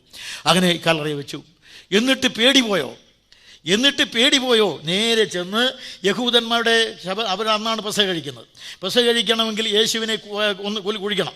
അവനെ കൊന്ന് കുഴിച്ചു മൂടി. എന്നിട്ട് നേരെ ചെന്ന് എല്ലാം കുളിയെല്ലാം കഴിഞ്ഞ് പെസഹ ഭക്ഷണം കഴിച്ചു. പിറ്റേ ദിവസം വലിയ ശബത്താണ്, ഒരുപാട് പണിയാണ്. പുരോഹിതന്മാർക്ക് ലേവ്യർക്കെല്ലാം ധാരാളം പണിയുണ്ട്. അതുകൊണ്ട് നേരത്തെ തന്നെ എല്ലാവരും പെസഹ ഭക്ഷണം കഴിച്ച് ഉറങ്ങാൻ പോയി. പക്ഷേ ഉറക്കം വരുന്നില്ല. ഉറക്കം കണ്ണുകളിൽ വരുമ്പോൾ കാതുകളിൽ വേറെ ശബ്ദം. കണ്ണുകളിൽ നേത്രാദേവി നൃത്തം ചവിട്ടാൻ തുടങ്ങുമ്പോൾ കാതുകളിൽ വളരെ ഗർജനത്തിൻ്റെ ശബ്ദമാണ് കേൾക്കുന്നത്. അവിടെ എന്ന് പറയുന്നത്, നിങ്ങൾ എന്നെ ക്രൂശിക്കും, ഞാനോ 3-ാം നാൾ ഉയർത്തെഴുന്നേൽക്കും. ഈ ശബ്ദം ആരവാരം മുഴക്കുകയാണ്. ഉടനെ ഉറക്കം വരിയില്ല, തിരുമി അടച്ചു. ഒരുപക്ഷെ ക്ഷമിക്കണം സഹോദരിമാർ, അടുത്ത് കിടക്കുന്ന ഭാര്യമാരെല്ലാം ഒരുപക്ഷെ ഇങ്ങനെ പറഞ്ഞു കാണും, ഉറങ്ങ് 3.5 വർഷമായി ഉറങ്ങിയിട്ട് ഈ നസ്രായൻ്റെ പിന്നാലെ കൂടി 3.5 വർഷം കൊണ്ട് ഉറങ്ങാൻ നടക്കുക. ഈ 3 രാത്രി ഒട്ടും ഉറങ്ങിയിട്ടില്ല. ഇന്നലെ രാത്രിയാണെങ്കിൽ തെല്ലുപോലും ഉറങ്ങിയിട്ടില്ല. ഇന്നവനെ കൊന്നില്ലേ, കുഴിച്ച് മൂടിയില്ലേ, കുളിച്ചില്ലേ, പെസഹ കഴിച്ചില്ലേ, നാളെ വലിയ ശബത്തല്ലേ, ഒരുപാട് പണിയില്ലേ, ഉറങ്ങ് എന്ന് പറഞ്ഞാൽ തടവിയാൽ വീശാൽ ഡാഷ് എന്ത് പണി നോക്കിയാൽ എന്ത് ചെയ്യില്ല, ഉറക്കം വരികയില്ല. ഉറക്കം വരുമ്പോൾ കണ്ണുകൾ അലയ്ക്കുന്ന ശബ്ദം ഇതാണ്. അതുകൊണ്ട് രാത്രി ഏതാണ്ട് പാതിരാത്രി കഴിയുന്നത് വരെ തിരിഞ്ഞും മറിഞ്ഞും കിടന്ന് 24 മഹാപുരോഹിതന്മാരാണ് നിരന്ന് കിടക്കുന്നത്. കൂട്ടത്തോടെ എല്ലാം 24 വീടുകളിലാണ്. എല്ലാം കൂട്ടത്തോടെ എഴുന്നേറ്റു. നേരെ വലത്തുള്ള അംഗങ്ങളെല്ലാം സന്നിധി സംഘത്തിലെ 50 ബാക്കിയുണ്ട്. എല്ലാം കൂടെ 51 പേരടങ്ങിയ ഒരു സംഘവും മറ്റുള്ള ആളുകളും.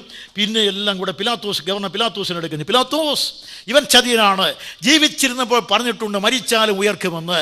പിലാത്തോസ് ഇവൻ്റെ ശിഷ്യന്മാർ വന്ന് ശരീരം മോഷിച്ചു കൊണ്ടുപോകും, പിന്നെ ഉയർത്തെഴുന്നേറ്റു എന്നൊരു കെട്ടുകഥയുണ്ടാക്കും.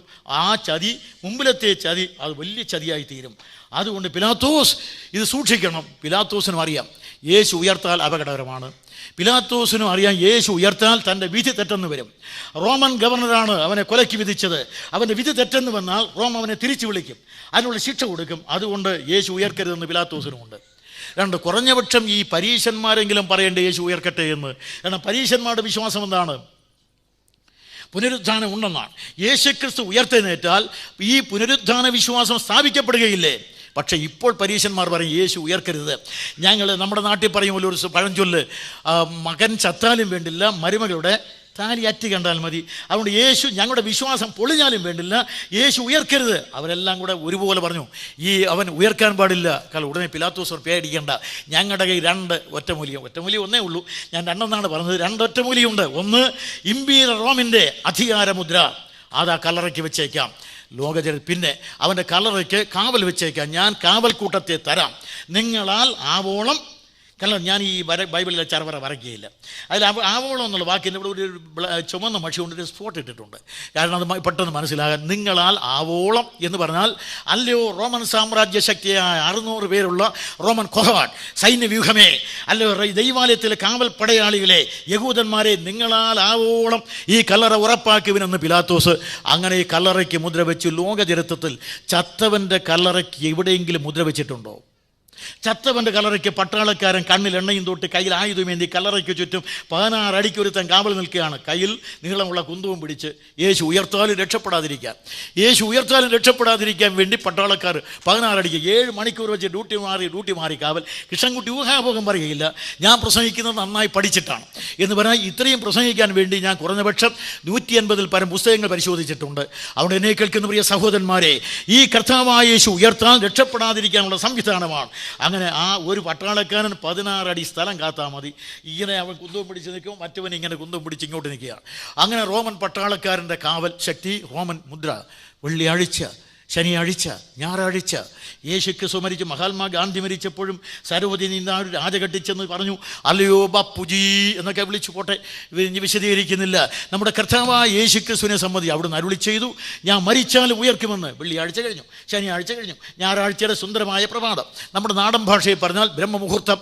കാലകതിരവൻ ആകാശത്തിൽ ചെമ്മാനം ചമയ്ക്കുന്ന സുന്ദരമായ ആ മുഹൂർത്തത്തിൽ നമ്മുടെ കർത്താവായ യേശുക്രിസ്തു മുൻ പ്രഖ്യാപനം അനുസരിച്ച് തന്നെ വരിഞ്ഞ് മുറുക്കി വെച്ച ശീലയുടെ ബന്ധമറുത്ത്, തന്നെ അടച്ചു വെച്ച ശിലാ കവാടം ബന്ധിച്ച്, റോമാന്റെ അധികാരമുദ്ര 7 തകർത്ത്, കണ്ണിൽ എണ്ണയും കയ്യിൽ ആയുധമായി എന്ന കാവൽ പടയാളികളെ കണിശമായി തോൽപ്പിച്ച്, മരണത്തിൻ്റെ മാറാല കീറി മരണാധികാരിയായ പിശാചിനെ തൻ്റെ മരണത്താൽ തോൽപ്പിച്ച്, മരണത്തിൻ്റെ മേൽ വിജയം വരിച്ച് ഉത്തുംഗ പ്രതാപവാനായി ഉയർത്തെഴുന്നേറ്റ് ഇതാ കല്ലറയുടെ പുറത്ത് നസ്രായനായ യേശു, നിങ്ങളെന്നെ ക്രൂശിക്കുക, ഞാൻ ഉയർക്കും.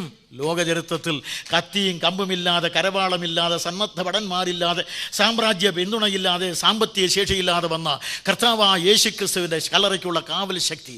പക്ഷെ അതെല്ലാം അങ്ങനെ തന്നെ കിടപ്പുണ്ട്. അതുകൊണ്ട് കർത്താവായ യേശുക്രിസ്തു അടക്കപ്പെട്ടു, ഇപ്പോൾ ഉയർത്തെഴുന്നേറ്റ ക്രിസ്തുവിനെ ഇനി ക്രൂശിക്കാനൊക്കെയില്ല. ഉയർത്തെഴുന്നേറ്റ കർത്താവ് ഇവനാണ് രക്ഷിതാവ്. മനുഷ്യവർഗത്തിന് രക്ഷിതാവ്, ക്രൂശിൽ മരിച്ചവൻ, പാപത്തിൻ്റെ പരിഹാരം വരുത്തിയ. റോമാലേഖനം 3:26 വായിക്കുന്നത്, അവൻ ദൈവം നീതിമാൻ, പാപിയെ ശിക്ഷിച്ചോ? എവിടെ ശിക്ഷിച്ചു? കാൽവരിയുടെ ക്രൂശിൽ ക്രിസ്തുവിന്റെ ജഡത്തിൽ പാപത്തിന് ശിക്ഷ വിധിച്ചു. അപ്പോൾ ദൈവം പാപിയെ ശിക്ഷിച്ചു. അപ്പോൾ ദൈവം ആരായി? നീതിമാനായി. 2, ഇപ്പോൾ പാപിയെ രക്ഷിച്ചെങ്കിൽ യേശുക്രിസ്തു ആരായി?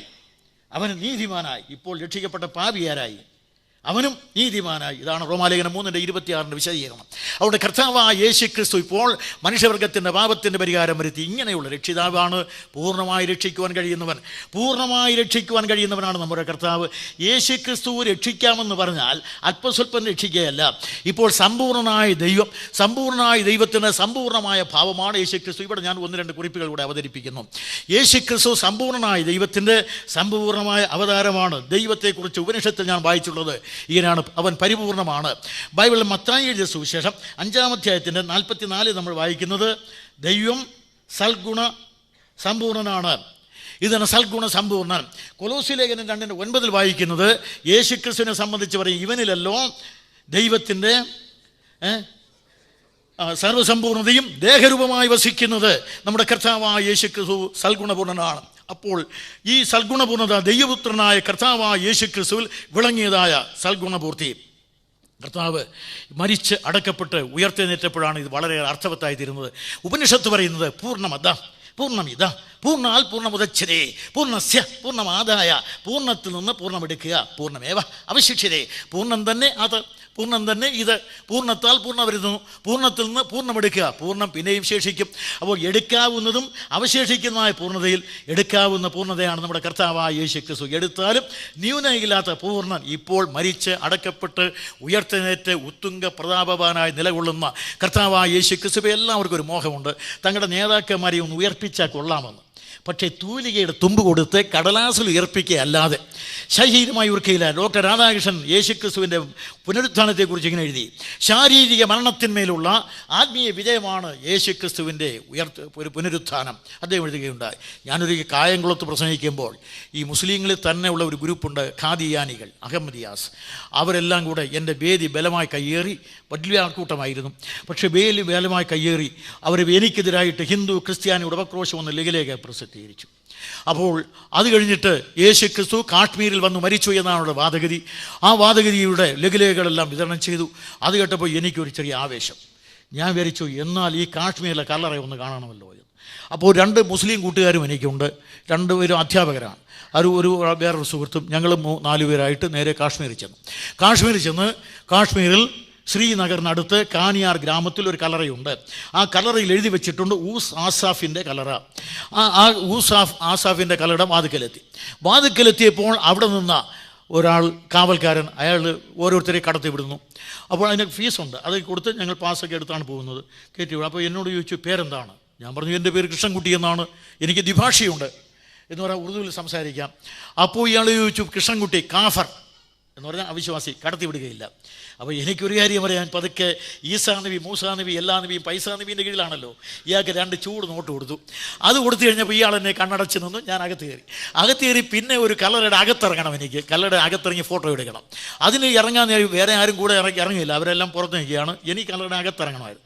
അകത്തിറങ്ങാൻ നേരത്തെ അവിടെ ഇവൻ പേര് കൃഷ്ണൻകുട്ടി കാഫർ, കടത്തി വിടുകയില്ല.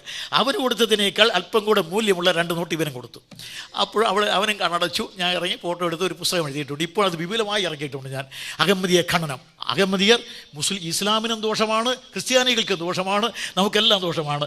അതുകൊണ്ട് മുസ്ലിം സഹോദരന്മാരെ നിങ്ങൾ ഒന്നിച്ച് ഇവരെ എതിർക്കേണ്ടതാണ്.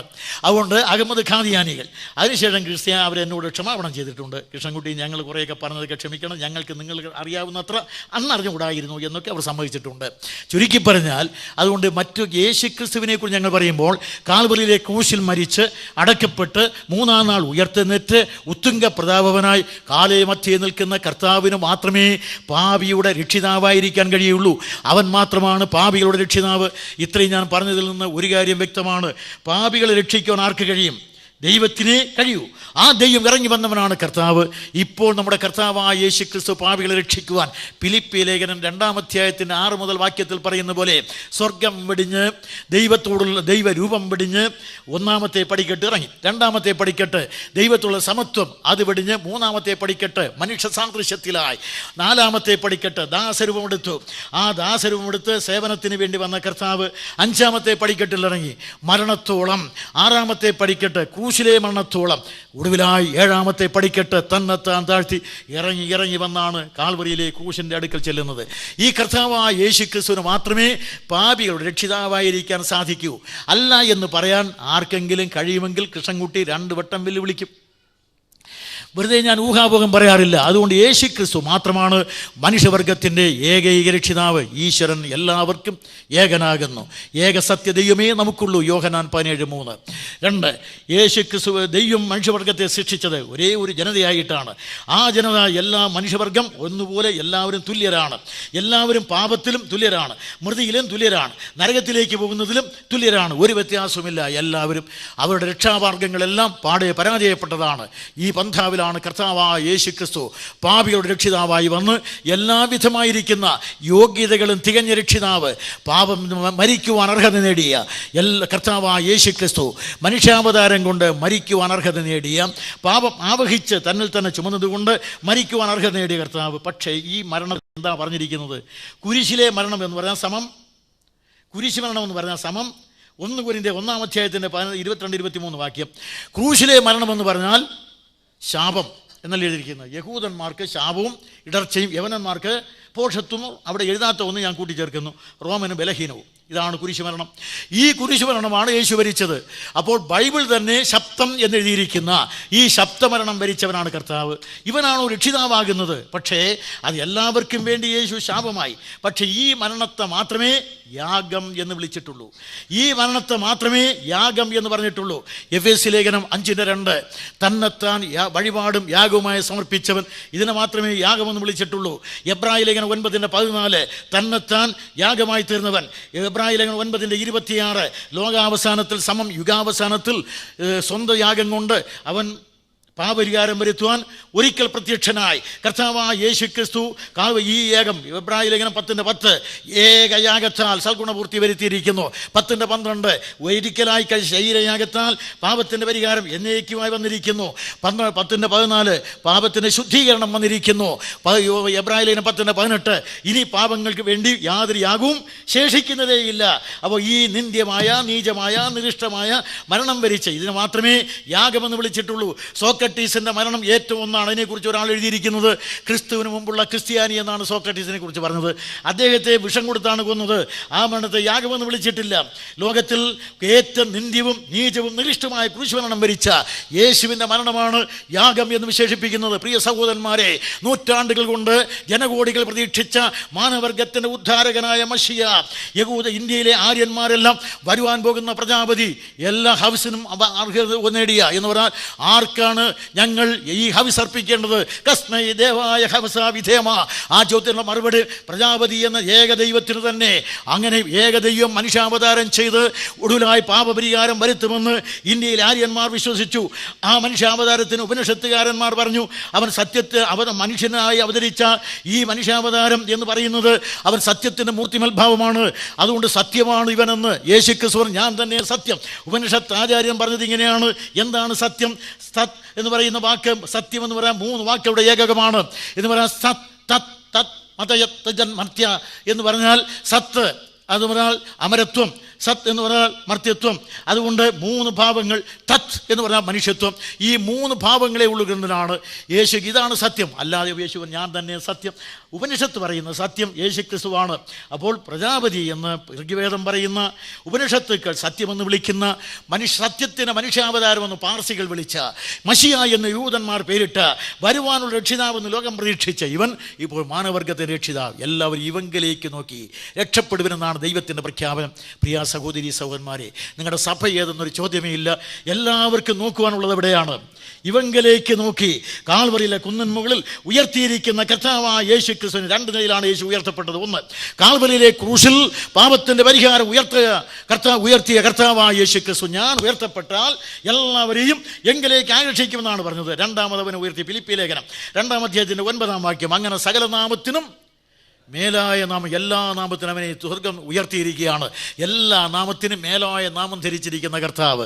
ഇപ്പോൾ കർത്താവ് ആ യേശു ക്രിസ്തുവിന്റെ അടുക്കൽ വരുന്ന ആർക്കും അവൻ നൽകുന്നു രക്ഷദാനമാണ്. രക്ഷ സൗജന്യമാണ്.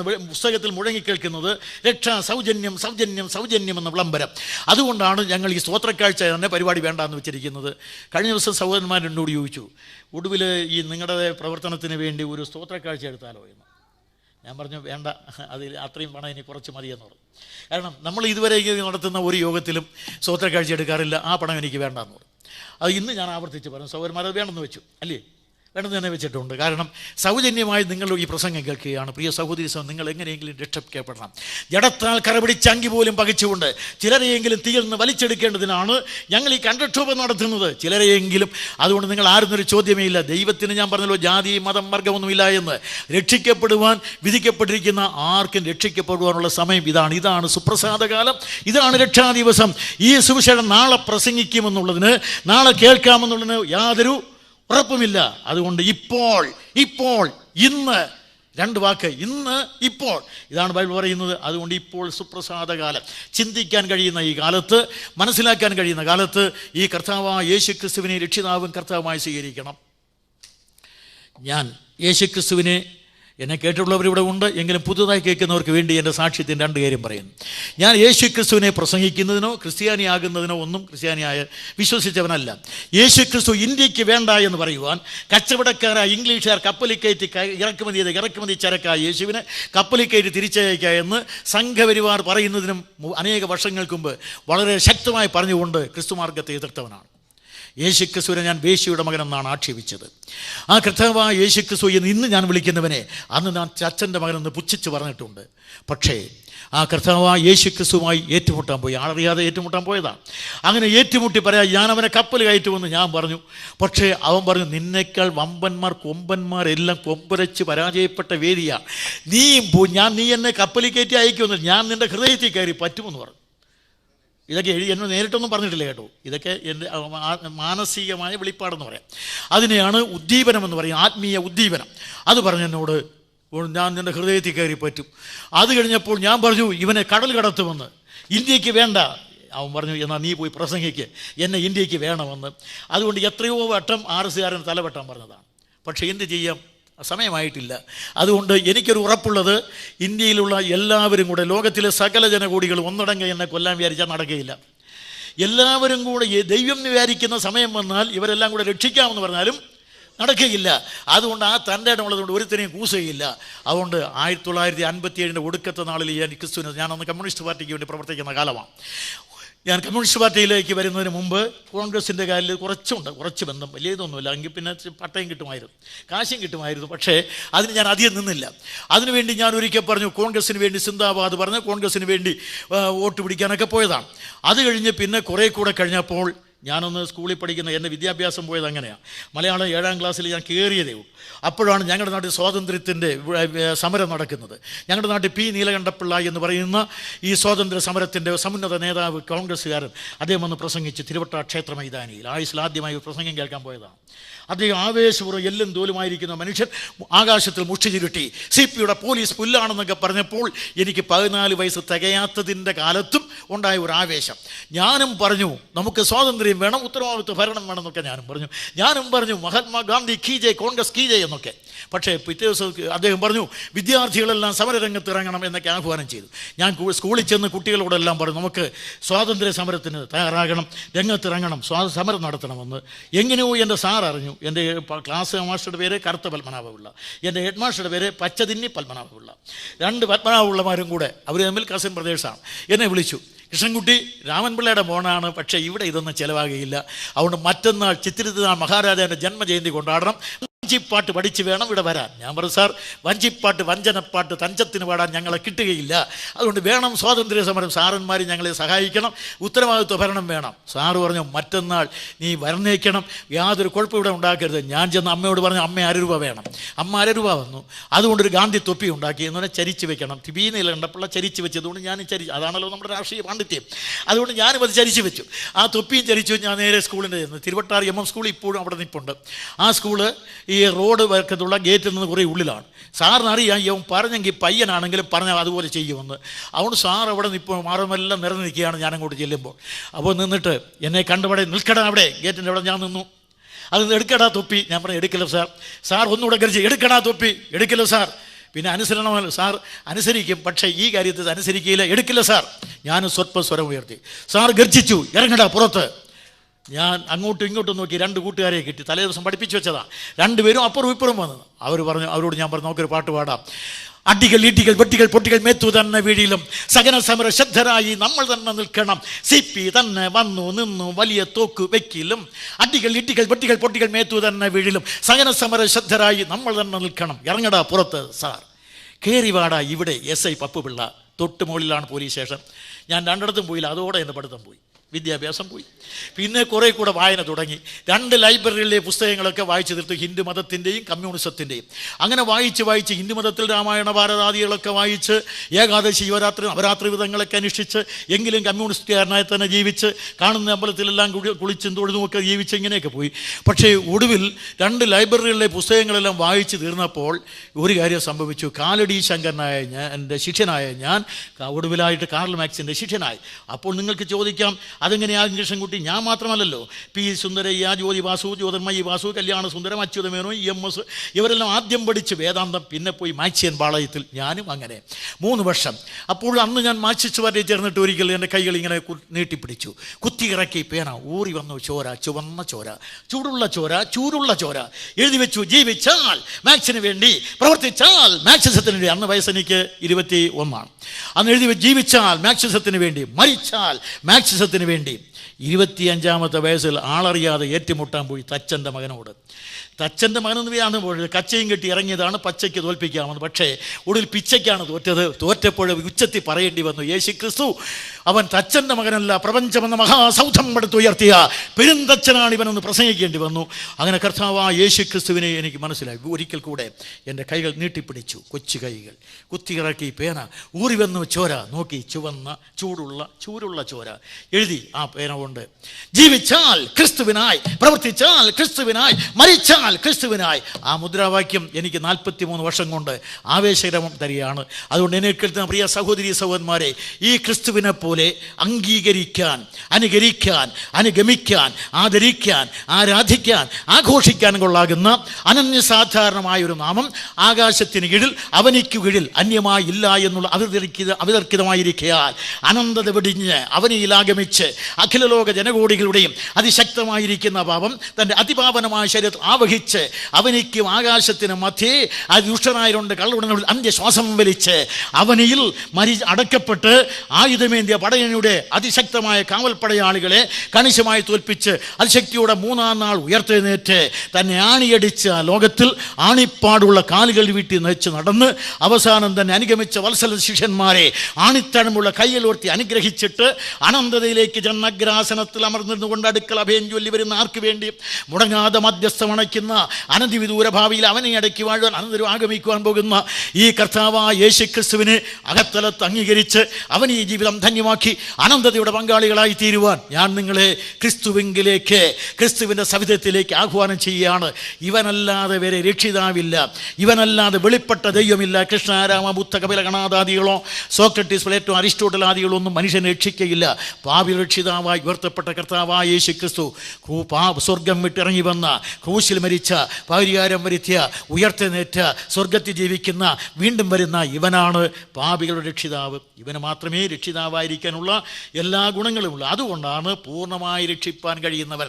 യേശു ക്രിസ്തു പൂർണ്ണമായി രക്ഷിക്കും. ഒരു വാക്കുകൂടെ പറഞ്ഞ് ഞാൻ അവസാനിപ്പിക്കും, അപ്പോൾ സമയം ആകും.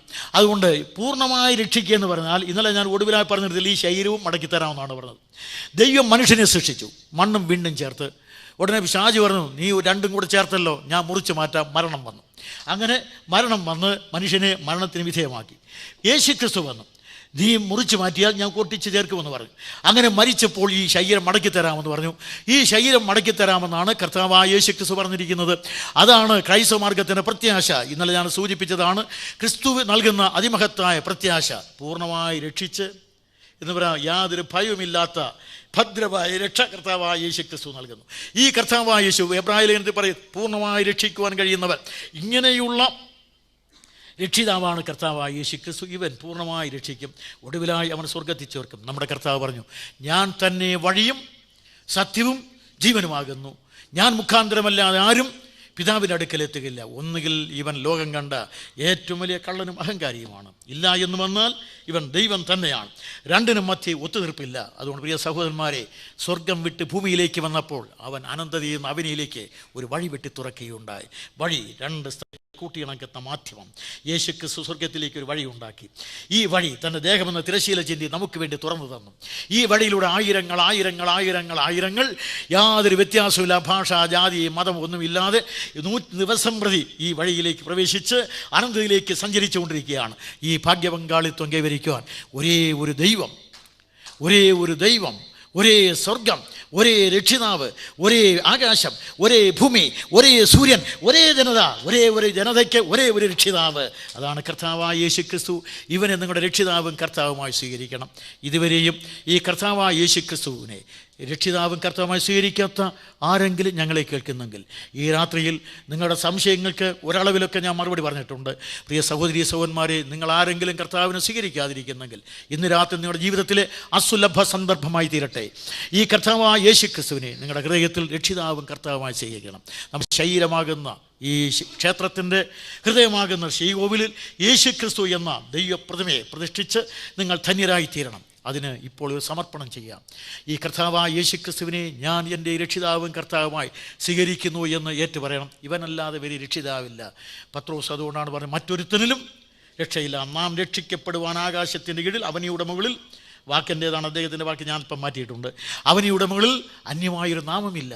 അതുകൊണ്ട് ഈ കർത്താവായ യേശു ക്രിസ്തു അല്ല രക്ഷിതാവില്ല. ഇവനത്രേ രക്ഷിതാവ്, ഇവനത്രേ കർത്താവ്, ഇവനത്രേ ദൈവം, വെളിപ്പെട്ട ദൈവം. അതുകൊണ്ട് ഈ കർത്താവായ യേശു ക്രിസ്തുവിനെ നമോവാകം ചൊല്ലി പവിത്ര പാതാരവിന്ദത്തിൽ വീണ് അവനെ നമസ്കരിക്കാം. ഇന്ന് രാത്രി ഈ കർത്താവിനെ സ്വീകരിക്കുവാൻ നിങ്ങൾക്ക് മനസ്സുണ്ടോ? നിങ്ങൾ ആർക്കെങ്കിലും ഈ കർത്താവിനെ സ്വീകരിക്കുവാൻ മനസ്സുണ്ടോ?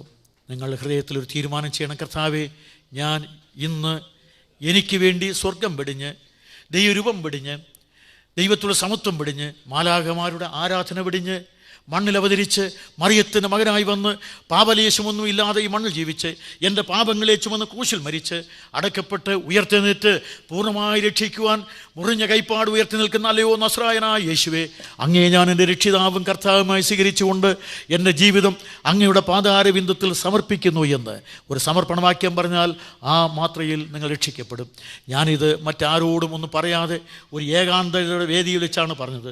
കർത്താവായ യേശു ക്രിസ്തു എന്നെ രക്ഷിച്ചു.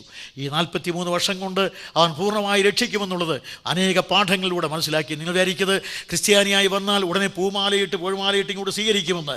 ആരും എനിക്ക് പൂമാലയും പൂഴ്മാലയും തന്നിട്ടില്ല. യേശു ക്രിസ്തു തന്ന വിലയേറിയ കൃപയാൽ എന്നെ ഇല്ലാതാക്കാൻ ശ്രമിച്ചവരുടെ മുമ്പിൽ പോലും വിജയിച്ച് 43 വർഷം വിജയകരമായി ജീവിക്കുവാൻ ദൈവം സഹായിച്ചു.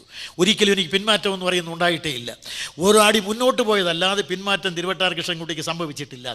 ഓരോ ദിവസവും ഈ ക്രിസ്തുവിനെ പ്രസംഗിക്കുമ്പോൾ എഴുന്നേറ്റ് നിന്ന് പ്രസംഗിക്കാൻ കഴിയില്ല തോന്നുമ്പോഴും ഇതൊരു നവശക്തിയെ ആർജിച്ചു പോവുകയാണ്. അതുകൊണ്ട് പിന്നെയും പ്രസംഗിച്ചാൽ മാത്രമേ എനിക്കൊരു ആവേശം വരികയുള്ളൂ. അതുകൊണ്ട് കുറേ ദിവസം വയ്യ എന്ന് പറഞ്ഞ് വീട്ടിൽ കിടന്നാൽ ഉടനെ ഒരു പ്രസംഗം എങ്ങനെയെങ്കിലും ചെയ്യണം. ക്രിസ്തുവിനെ പ്രസംഗിച്ചില്ലെങ്കിൽ ഈ യോനായ ഉണ്ടല്ലോ, മത്സ്യത്തെ യോനായി വിഴുങ്ങിയ മത്സ്യം, അതുപോലെയാണ് എൻ്റെ സ്ഥിതി. എവിടെയെങ്കിലും കൊണ്ടുവന്ന് ഇവനെ ഛർദ്ദിക്കണം. ഈ ക്രിസ്തുവിനെ എവിടെയെങ്കിലും കൊണ്ടുവന്ന് പ്രസംഗിച്ചില്ലെങ്കിൽ എനിക്ക് ഉറക്കാൻ വരികയില്ല. പിന്നെ ദൈവത്തിൻ്റെ കൃപയാൽ എനിക്കൊരു സംവിധാനമുണ്ട്. ആ സംവിധാനം ഉപയോഗിച്ച് ഒരു ടീമൊക്കെ ഉണ്ട്, ഒരു വണ്ടിയൊക്കെ ഉണ്ട്, മൈസൊക്കെ ഉണ്ട്. അതുകൊണ്ട് ഉടനെ തന്നെ ആൾ വിളിച്ചു പറയും ഒരു പരസ്യവും ക്രമീകരിച്ച് അവിടെ ജോയിമാൻ പഠിക്കാനോ. കേരളത്തിൻ്റെ കൃഷ്ണൻകുട്ടി പ്രസംഗിക്കാത്ത ഒറ്റ കവലയും കേരളത്തിൽ കാണുകയില്ല. എവിടെയെങ്കിലും വല്ലതുണ്ടെങ്കിൽ ഞാൻ ഈ വർഷം കൊണ്ടത് പൂർത്തിയാക്കാൻ ഒരു പദ്ധതി ഉണ്ടാക്കിയിട്ടുണ്ട്. അതുകൊണ്ട് ഈ കർത്താവായ യേശു ക്രിസ്തുവിനെ പോലെ പ്രസംഗിക്കാൻ, പ്രമോദിക്കാൻ, പ്രഘോഷിക്കാൻ, പ്രസാദിക്കാൻ കൊള്ളാകുന്ന പ്രസ്താവ്യമായൊരു നാമം ഈ പ്രപഞ്ചസീമയിൽ വേറെയില്ല എന്നുള്ളത് പ്രസ്താവ്യം. ഈ കർത്താവിനെ സ്വീകരിക്കണമെന്ന് ഒരിക്കൽ കൂടെ വിനീതമായ ആലോചന പറയുന്നു. പ്രിയ സ്നേഹിതരെ, ഇനി ഒന്നുകൂടെ, ഈ കർത്താവായ യേശു ക്രിസ്തു അല്ലാതെ മനുഷ്യവർഗത്തിന് മറ്റു രക്ഷിതാവുണ്ടെന്ന് പറയുവാൻ ന്യായങ്ങൾ കൊണ്ട് സമർത്ഥിച്ചാൽ അവരെ നേരിടാൻ കൃഷ്ണൻകുട്ടി തയ്യാറാണ്. അതിന് സാധ്യമാണെങ്കിൽ ചെയ്യാവുന്നതാണ്. ഞാനിവിടെ എൻ്റെ വാക്കുകൾ അവസാനിപ്പിക്കുന്നു. ഇവനത്രേ മനുഷ്യവർഗത്തിന് വേണ്ടി വെളിപ്പെട്ട രക്ഷിതാവ്. സർവ്വജനത്തിനും ഉണ്ടാകുവാനുള്ള മഹാസന്തോഷം ഞാൻ നിങ്ങളോട് സുവിശേഷിക്കുന്നു. കർത്താവായ ക്രിസ്തു എന്ന രക്ഷിതാവ് ഇന്ന് ദാവീദിൻ്റെ പട്ടണത്തിൽ നിങ്ങൾക്കായി ജനിച്ചിരിക്കുന്നു. ഞാൻ തന്നെ വഴിയും സത്യവും ജീവനുമാകുന്നു. ഞാൻ മുഖാന്തരമല്ലാതെ ആരും പിതാവിൻ്റെ അടുക്കൽ എത്തുകയില്ല. മുറിഞ്ഞ കൈയും തുറന്നു വിലാവുമുള്ള നസ്രായനായ യേശു ക്രിസ്തു അവൻ തൻ്റെ ദേഹമെന്ന തിരശ്ശീല ചിന്തി ഈ പുതുവഴി, ഏകമായ വഴി തുറന്നു.